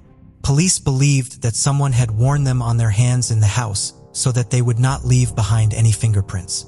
DNA was extracted from the inside of one of the socks, but it did not match the DNA on the underwear where the deceased reported accomplice. As such, a third individual may have been involved in the attempted cleanup and tampering with the crime scene after the murder occurred. Gallant had only been 21 years old at the time of Byron's murder. He had been living in Charlottetown in 1988 but moved to the United States after Byron was killed. He lived in Texas and Arkansas before moving back to Prince Edward Island in 2022. He was convicted of breaking and entering in Canada in 1987 and had a criminal record in the United States as well. He had been identified using genetic genealogy. Charlottetown police worked with Wyndham Forensics Group and Convergence Investigative Genetic Genealogy to identify him as the contributor of the DNA at the crime scene after familial matches to it were found in the family tree DNA and GED match databases. Gallant's lawyer, Chris Montigny, appeared in court on Gallant's behalf on February 1st. The case was adjourned until the following month to give Montigny time to review the large amount of evidence and documents in the case. He does not yet know how his client will plead to the charges he is facing. On the day Byron was buried, his mother turned to her son John and told him, "It's not really over until we know what happened and why." It was never over for her or for Byron's father, as they both passed away a few years before charges were brought in their son's case. Byron's brother John was still alive to see Gallant's arrest and was present at the press conference announcing it. He thanked police for all of their hard work and said of the arrest finally being made, "It's like a weight being lifted off you. It's hard to describe. It's just kind of a release." Carol Barrett was one of 6 children raised on McIntyre Street in Zanesville, Ohio. She had a cheerful and spirited personality. Independent in her thinking, she was never shy about expressing her opinions. A bit of a tomboy, she often wrestled with her 3 brothers on the living room floor. During high school, she participated in the concert band, the marching band, and was part of the school radio station staff. Carol was very brave. In the summer of 1978, she jumped into the water to save her 2-year-old niece from drowning. That same year, Carol and her family went on vacation to Florida. Carol loved her time there and heard a lot about how much fun spring break was in the area. She begged her parents to let her go back to Florida for spring break the following spring when she would be a senior in high school, but they did not allow it. Carol graduated in 1979 and went to work at a Wendy's restaurant with the goal of saving enough money to go to Florida the following spring. Not all of her money went to her trip savings, however. She used some of it to buy sheets and glassware and towels when she had the chance. She put the various home goods she was able to acquire in her hope chest, saving them for when she married her high school sweetheart, Tom, who had joined the Navy. When Carol wanted to go to Florida with her friends from high school in the spring of 1980, her parents finally allowed her to go. Carol began the drive to Daytona Beach shores on March 20th with her large group of friends split between 2 vehicles. They drove throughout the night, taking turns driving. When they arrived in Daytona Beach shores, they checked into their rooms at the Treasure Island Motel. The girls were staying in room 617, and the boys were a floor below them in room 521. The group was hanging out in the girls' room that Saturday night. Shortly after 1 a.m. on Sunday morning, March 23rd, Carol and her friend Steve left the room to go walk around. On their way to the elevator, a man blocked their path. He pointed a pistol at them and told them that they were going to turn around and go back to their room. Steve told him that they did not have a key, but the man pointed the gun at Steve's face, and the 3 of them walked back to room 617. They knocked on the door and were let inside. The assailant followed Steve and Carol into the room and told all 8 people there at the time that he wanted their money. He made everyone undress and line up against the sliding glass door to the balcony. He spent about 45 minutes going through everyone's belongings and eventually pocketed approximately $200 throughout that time. He periodically clicked his gun. According to one of Carol's friends, he seemed nervous over the fact that there was such a large group of people in the room. He touched them all with the barrel of his pistol to intimidate them. The assailant told the group that he would be taking one of them with him to ensure that no one called the police.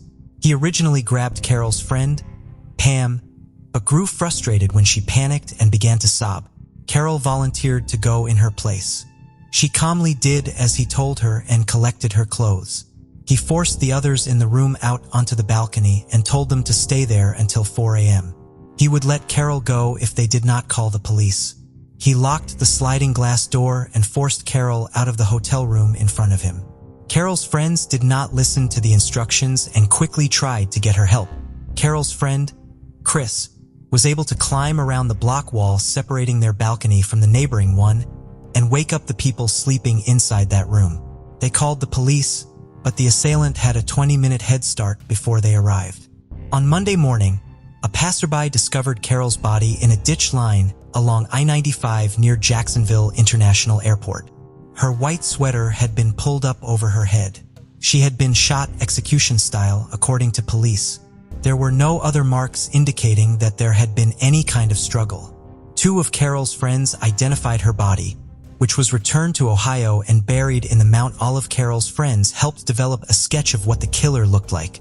He had reddish-brown hair, which was parted down the middle, a beard and mustache, a mole on his left cheek, and a long straight nose. He wore tinted wire rim glasses. Unfortunately, despite the numerous eyewitnesses to Carol's abduction, her killer was not identified and the case went cold.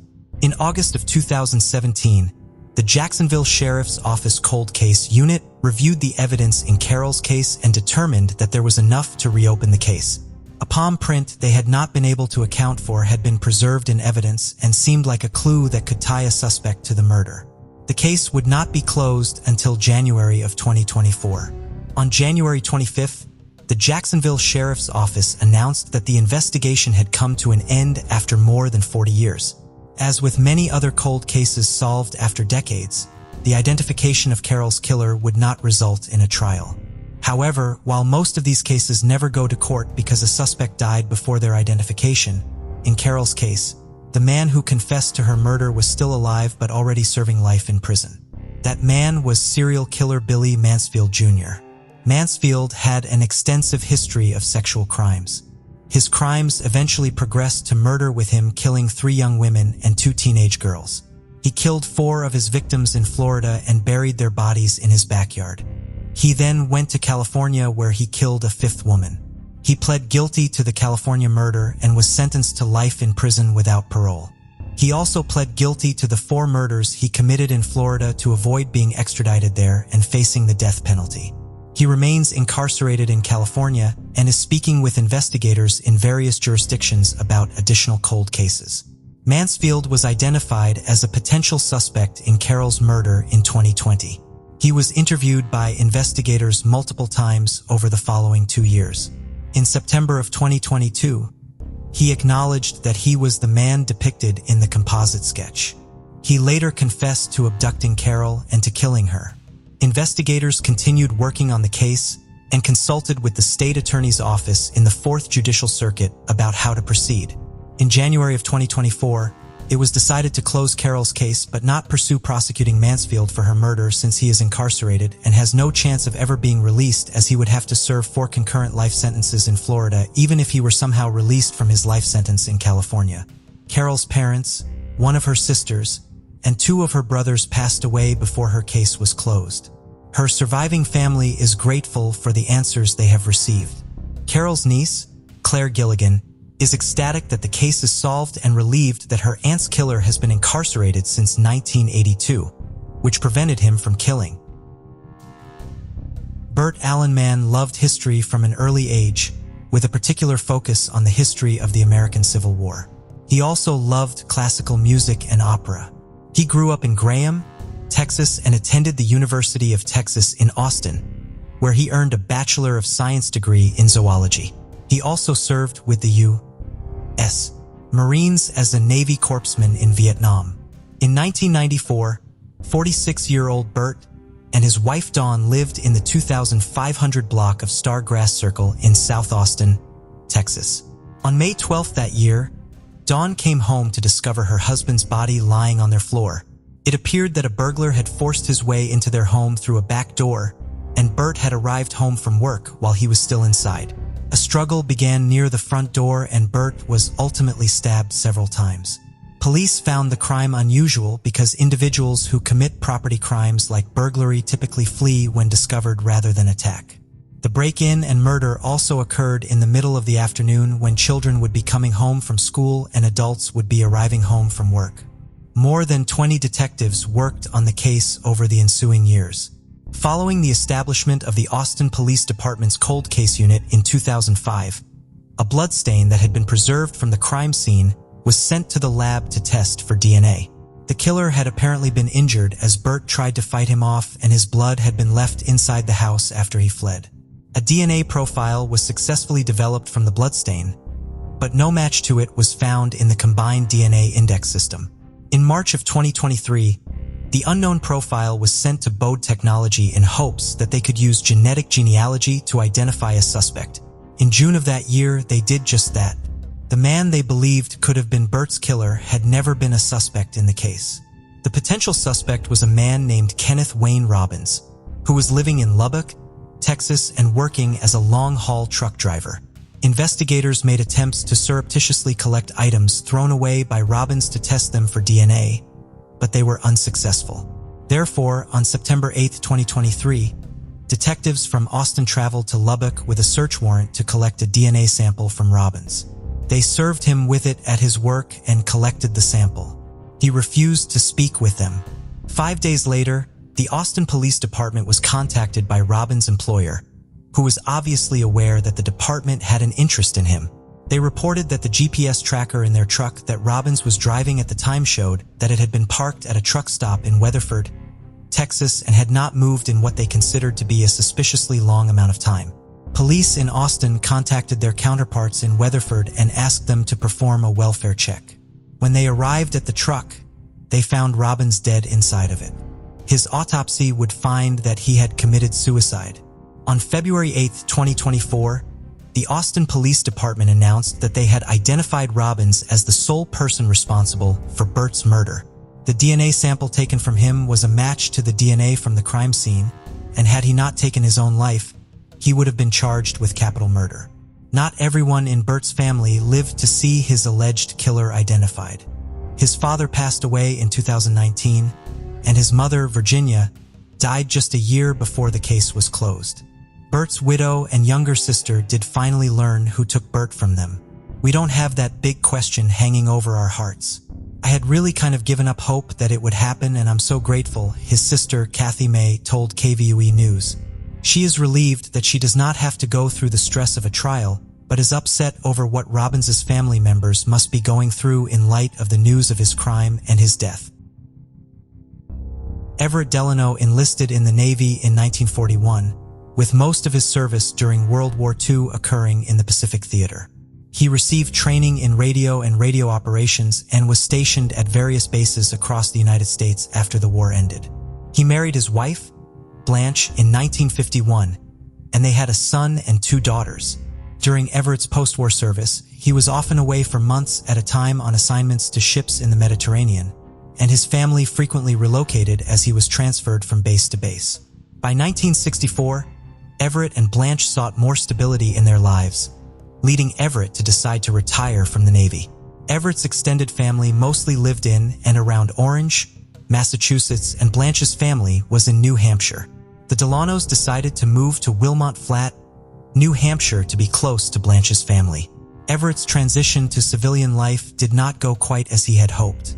He had a lot of specialized skills thanks to his years in the Navy, and he thought that perhaps he would be able to find a job repairing radios or even television sets. He could not find such a job in his relatively small town. Since he had left the service to spend more time with his family, he did not want to commute over an hour each way to the nearest larger towns where there may have been more opportunities for him. While he weighed his options for his civilian career, Everett took a job working security overnight at Colby Sawyer College in New London, New Hampshire, and picked up shifts as he could at Sanborn's Garage, a mechanic shop and gas station in Andover, New Hampshire, where he worked in the office and as an attendant, filling customers' cars with gas and accepting their payments. Everett was at Sanborn's Garage on September 1, 1966. The shop's owner, Kenneth Sanborn, left Everett alone there that day because he had errands to run. Kenneth left at 8:50 that morning, and the register would show that Everett processed 3 payments between that time and 9:25 a.m. At that time, a local woman who knew Everett saw him at the shop and waved to him as she drove by. Everett smiled and waved back to her. A white car pulled up to get gas a short time later, but no attendant came out to fill the tank, so the driver pulled out of the station at 9:45. She shrugged to 2 men who were arriving at the station at that time, indicating she was confused as to why no employees were there. The 2 men looked into the office. They saw a man lying on the floor and heard a sound they thought was snoring, so they believed he had passed out on the floor drunk. 3 more men arrived at 10 o'clock. When one of them looked inside the office, they saw that blood had begun to pool under the man on the floor's head. One of the men went to the Sanborn home, while the others called the state police and the nearest hospital. Whenever it was taken to New London Hospital, it was at first believed that he had been badly beaten. However, it was soon realized that he had instead been shot 3 times in the head. His autopsy would find that he had been standing when he was shot the first 2 times, but the 3rd shot had been fired at very close range once he had fallen to the floor. Everett was stabilized, but he remained in critical condition. He was transferred to a larger hospital but died there of his injuries the following day. He was 49 years old. It appeared that Everett had been killed during a robbery. The money in the cash register, approximately $100, was missing. Everett's killer had not noticed a cash box containing around $500 that was hidden nearby. The water in the sink in the men's restroom had been left running. When Kenneth Sanborn's wife arrived at the station, she luckily realized that whoever shot Everett may have been the person who last turned on the faucet. She therefore went outside to turn off the water to the building at the water pump, leaving the faucet handles undisturbed. A crime scene technician from the state police was able to pull a usable fingerprint from the chrome surface. Everett had been killed with a .22 caliber handgun. State police officers therefore looked into anyone who had registered such a firearm in the area and checked on recent sales of handguns of that caliber. Numerous firearms were collected from members of the community and subjected to ballistics testing, but none of the bullets fired during these tests were a match to the bullets from the crime scene. A nearby river was searched in case the killer had thrown the murder weapon into it, but nothing was found. 6 days after the murder, the clue that would eventually solve the case, the fingerprint lifted from the faucet at the crime scene, was submitted to the FBI to be included in their national database. However, it will be more than 50 years before the case will be closed. The New Hampshire State Police formed a cold case unit in 2009, but Everett's case was not included when they compiled a list of all the unsolved homicides in the state. In 2013, Everett's daughter, Darlene, was able to get in contact with the unit and ask why her father's case was not being investigated. When the evidence in the case was finally examined, a suspect was identified almost immediately. When the fingerprint from the crime scene had been submitted to the FBI in 1966, fingerprints had to be compared manually. By 2013, the Bureau had long since moved over to using a digital database known as AFIS. The New Hampshire State Police Forensic Laboratory had begun using AFIS in 1998, but did not run any prints from cases from before that year unless an agency specifically requested it. When the fingerprint from Everett's case was finally run through AFIS, a match was found. It belonged to a man named Thomas Cass, who'd been 20 years old in 1966. Cass had an extensive criminal record. The first of his 13 convictions was in 1966 for larceny, and the last was for manufacturing drugs inside of a federal prison in 2000. The crimes in between ranged from marijuana possession to assault to robbery. He grew up in an abusive home and recreated that environment in his own home once he grew up and got married multiple times. He has been described by multiple people who knew him as a violent person, and he was known to brag about his criminal activities. He had moved to Springfield, Massachusetts in 1966 with his wife and lived there until he went to prison for robbing a gas station in 1967. Investigators met with Cass in October of 2013. They discussed Everett Delano's murder but did not inform him that his fingerprint had tied him to the crime. Cass claimed to have no knowledge of the crime or even where the town of Andover was. He claimed to have only been to New Hampshire once when he visited Hampton. However, he also acknowledged during that same meeting that in 1971, he had stolen a car in Vermont and driven it into New Hampshire. He had been convicted of 2 counts of robbery in Grafton County, New Hampshire Superior Court in 1972 in connection to this incident. At another meeting in November of 2013, Cass willingly provided a sample of his DNA but did not agree to take a polygraph examination. On February 20, 2014, investigators arrived at Cass's home in Orleans, Vermont unannounced. It was during this interaction that they informed him that forensic evidence had tied him to the 1966 murder of Everett Delano. Cass continued to deny having ever been to Andover, New Hampshire, or Sanborn's garage. The investigators then executed a search warrant for the property in hopes of finding the murder weapon, but no weapons were found inside the home. 4 days later, the cold case unit was notified by the Vermont State Police that they had been sent to Cass's residence following a 911 call made by Cass's live-in girlfriend. He had committed suicide, shooting himself in the head with a .45 caliber handgun. According to his girlfriend, he had not acted out of character after his last meeting with investigators, but she did see him with a large amount of cash, which he may have used to purchase the gun. He never made any admissions to her about his involvement in the murder. During later meetings with investigators, she said that Cass had believed he was going to be arrested for a cold case on the day that he killed himself. He had also told her that he would not talk about something that did not have a statute of limitations and that he did not want to go back to prison. While Everett's family was then notified about the fingerprint match and the suicide, the case would remain formally open for another 5 years. It was not until February 20, 2019 that the Attorney General's office released a report identifying Cass as Everett's killer and formally declaring the case solved and closed. According to Assistant Attorney General Susan Morrill, the case had not been closed in 2014 because of the extensive verification process needed to confirm Cass's involvement and the Colgate unit's lack of resources to undertake it. The Delano family then released a statement reading, "Our family would like to take the opportunity to not only thank the initial investigators of our father's homicide, but also the New Hampshire Cold Case Unit. Without their diligent efforts, we would not be here today. We are happy this day has come where our family has been given a small measure of justice. For almost 53 years, our family has wondered what happened on September 1st, 1966. There was a very long time our family didn't know if we would ever receive the answers about what happened that day. Today, our family has the long overdue answers we have been waiting for. 2011 was a great year for Kevin Drinks, a 50-year-old father and grandfather from Philadelphia.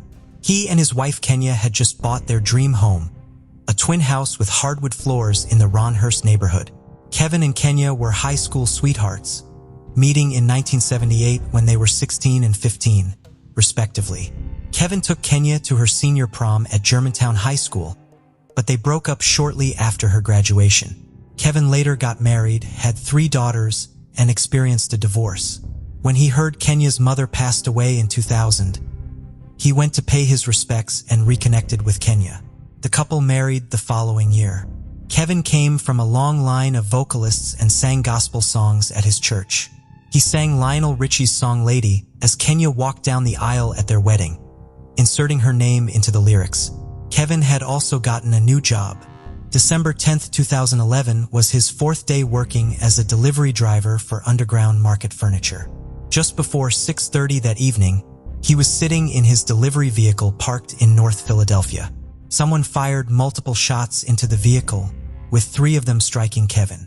He was rushed to Hahnemann Hospital but died shortly after he arrived. Kevin's family could not imagine anyone having a motive to kill Kevin. He was a faithful member of his church and loved his family, especially his 5 grandchildren. He had no enemies. His loved ones were upset by whispers that he must have been involved in unsavory or illegal activities for someone to kill him so violently. Kevin's widow Kenya took a very active role in advocating for her husband's case. She almost immediately created buttons that read justice for Kevin and distributed them to her family members. She spent a lot of time in the neighborhood where the murder occurred, passing out flyers and hoping to find witnesses. She organized a vigil and created a reward fund a month after her husband was killed. She spoke to the media about the case even as it grew colder. Kenya sold the home she and Kevin had just bought, no longer feeling safe there. She continued contacting police about her husband's case over the years and grew frustrated as they continued to tell her that they had no new information. Kevin's family continued to wear the justice for Kevin buttons Kenya had made for more than a decade. Finally, on April 4, 2022, Kenya spoke at a press conference. She instructed the family members who surrounded her to finally take off the buttons because justice for Kevin had finally been served. That day, for men, Chad Reynolds, Michael Blackston, Samaj Armstead, and Rayshawn Combs had been convicted of various murder and conspiracy charges in connection to Kevin's murder. A jury in Philadelphia found Reynolds, Blackston, and Armstead guilty of first-degree murder, conspiracy, and several related charges. Combs had been found guilty of third-degree murder and conspiracy. Reynolds, Blackston, and Armstead were sentenced to life in prison, while Combs received 2 consecutive 15 to 40-year sentences. Kevin had been killed in a case of mistaken identity. When his family was shown a picture of the man the killers had actually been targeting, they were shocked to see how closely he physically resembled Kevin. The conspiracy that ultimately culminated in Kevin's murder had initially been discovered in 2017 when Philadelphia police detective John Verrecchio listened to recorded jailhouse phone calls from late 2011. Ronalds had made one of these phone calls. He was incarcerated at the time because he had been accused of committing a murder 2 months before Kevin was killed. The phone conversation was done in code, but Detective Verrecchio was able to tell that Reynolds and his associates were trying to orchestrate the murder of the key witness against Reynolds. Based on their description of the witness, the area where he worked, and his vehicle, investigators realized that when the men working with Reynolds had gone out looking for their target, they had misidentified Kevin as the witness in the other case. The attorney's office was able to obtain cell phone data that showed that the killers had followed Kevin around the city for the entire day before he was killed. They also located a cooperating witness to further build a case against all 4 men. They were all arrested for Kevin's murder in 2018. Blackston is also suspected to be involved in at least 5 murders. Following the convictions, Kenya Drinks urged other families with loved ones whose cases had gone cold to continue advocating for them because their cases could be solved. As for the men convicted of killing her husband, she said, "We know what the Bible says. We know we have to forgive them, but we're working on it. We're working on it and we'll never forget it." Carla Lowe was kind, generous, and dedicated to her family. She took care of her nieces and nephews while her sister was at work. She was very maternal towards them, putting on magic shows to entertain them, but also making them stand holding volumes of the encyclopedia as punishment for when they misbehaved. On the morning of November 13, 1983, Carla's body was discovered in the 1700 block of Depot Avenue in Delray Beach, Florida. Police believe she had been killed while waiting for an Amtrak train at the nearby station. Her younger sister, Jackie, was supposed to take the train with her, but had changed her mind at the last minute. Carla had been severely beaten and then run over with a truck. Her injuries were so severe that her family was unable to have her casket open at her funeral. It would be 38 years before an arrest was finally made in Carla's case. New technology from British forensic science company Foster and Freeman allowed police to extract and identify a fingerprint on a butter knife found with Carla's body. A match to that fingerprint was on file with police.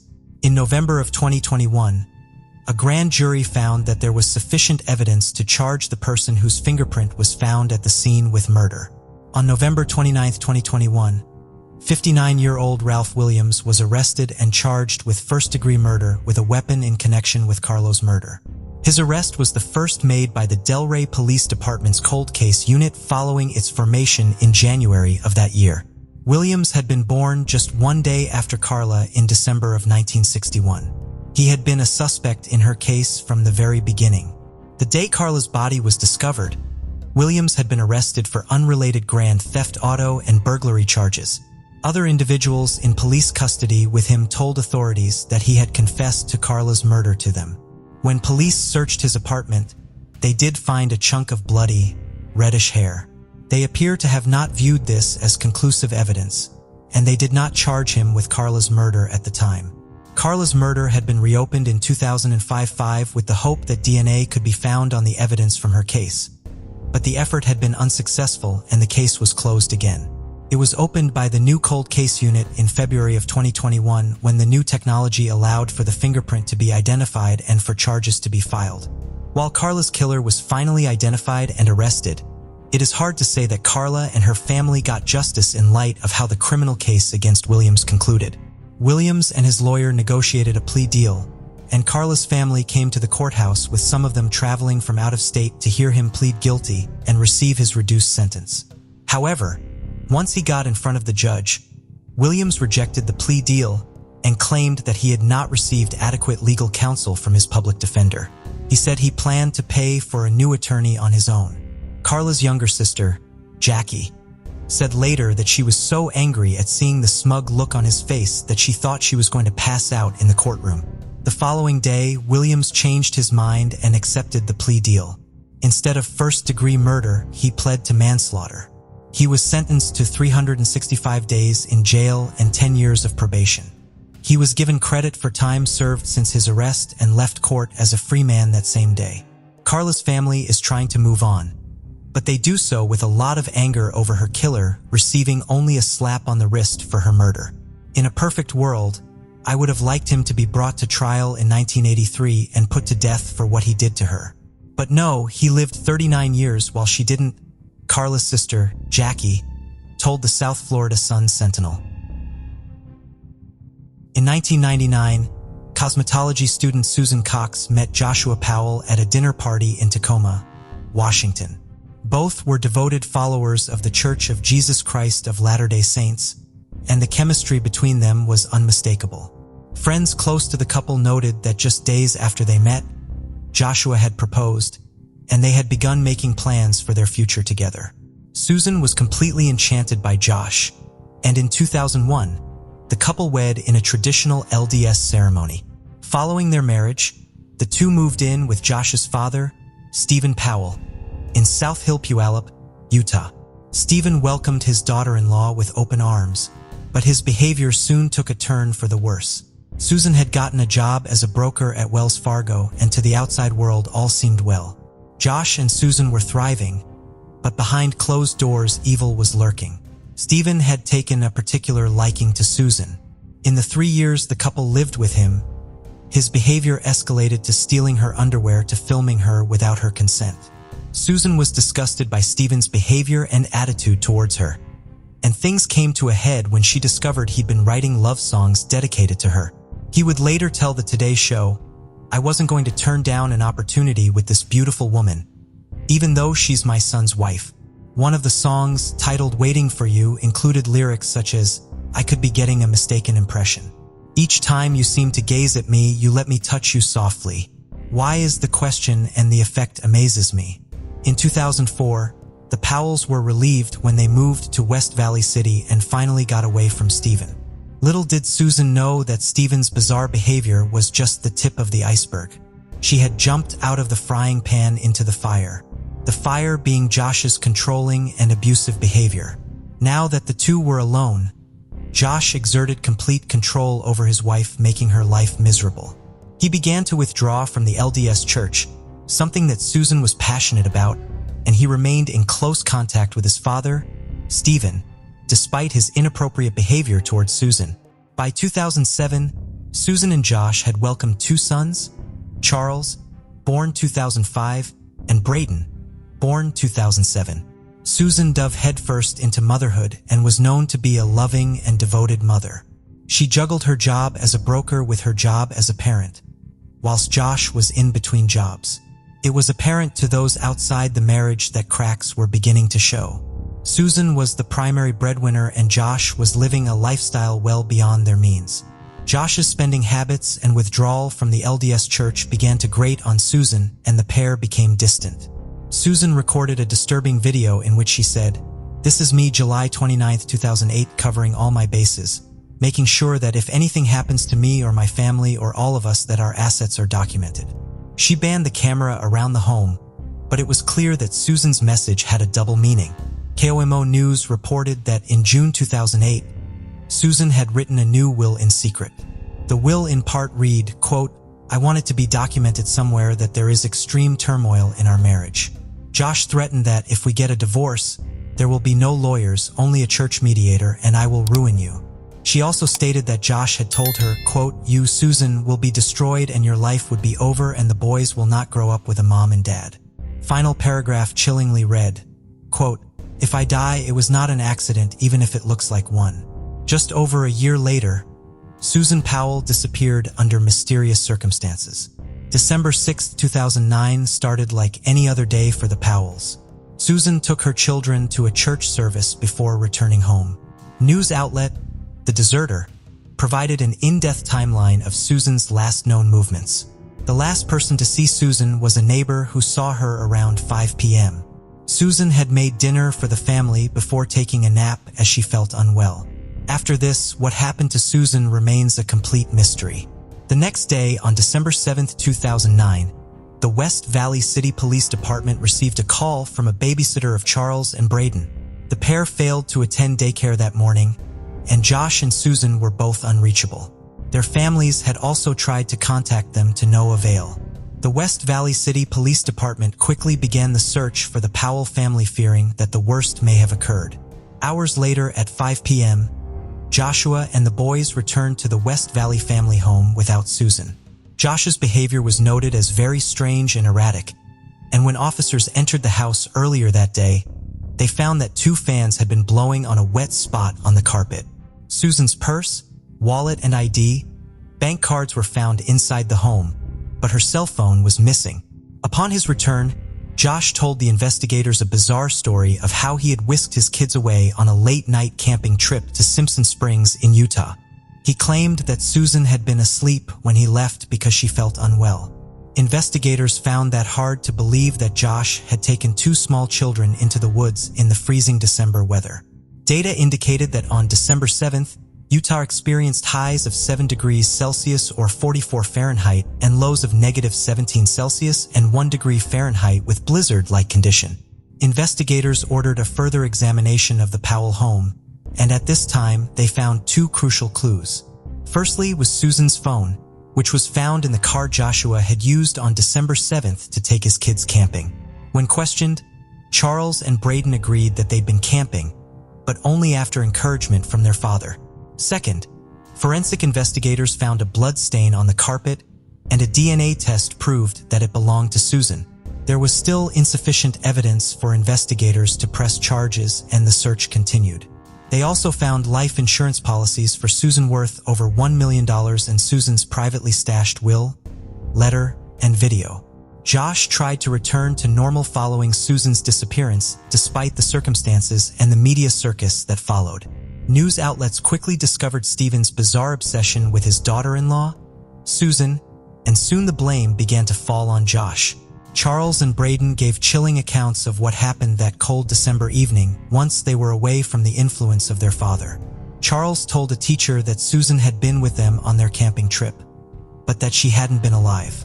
Braden also drew a picture of the van, similar to the Chrysler minivan the Powells owned, with the picture depicting his mother sleeping in the trunk of the car.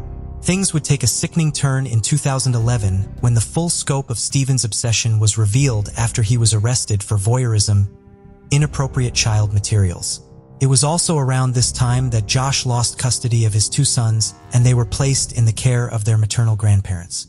Investigators slowly began piecing together the puzzle and getting closer to arresting Josh. It became evident to investigators that Josh was a narcissist who emotionally abused his wife and controlled her life, but the unthinkable would happen before action could be taken. February 5, 2012 is a date that Susan's parents will never forget. That afternoon, Elizabeth Griffin Hall arrived at Josh's home with Charles and Braden for a supervised visit. Psychologist Dr. James Manley, who had undertaken Josh's psychological evaluation, noted that he suffered with adjustment disorder and narcissistic personality disorder. Before Elizabeth could enter the door, Josh slammed it in her face. She heard the locks clicking from inside and immediately began to bang on the door. She told Josh to let her inside and desperately called 911 to get some backup. Elizabeth stood on the side of the road outside of the home, waiting for the police to arrive to retrieve the children. Just minutes later, the Powell home exploded and erupted in flames. Charles Joshua Powell was 7 years old. Braden Timothy Powell was just 5 years old. Emergency responders arrived, but it was too late. Investigators found that Josh had taken an axe to his sons before dousing them in gasoline and setting the home on fire. He had sent an email to his lawyer stating that he was sorry, and he also sent goodbye messages to his family. Investigators were heartbroken by the conclusion of this bizarre situation. In 2013, Michael Powell, Josh's brother, who was also believed to have some involvement, also took his own life. Almost all possible suspects and witnesses in Susan's disappearance are now gone. Stephen didn't provide the police with any valuable information, and following his release in 2017, he too would pass away due to natural causes. This investigation had led the police on a wild goose chase, and despite $1,000 in cutting-edge techniques, the West Valley City Police Department were no closer to solving this case than they were in 2009. Investigators believe Susan's body may be buried somewhere in Simpson Springs or the surrounding Utah wilderness. With all potential witnesses and suspects now deceased, investigators are holding out for new information or evidence to surface. Susan's disappearance encompasses so many bizarre tales and stories. It's hard to discern what is the truth and what is a red herring. Susan Marie Powell is described as a white female with brown highlighted hair, blue eyes, 5'4", and 130 pounds. She was last seen wearing a long-sleeve black shirt and black dress pants. Anyone with information is asked to contact Detective David Greco of the West Valley City Police Department. Thank you for joining us on this journey into the depths of unsolved mysteries.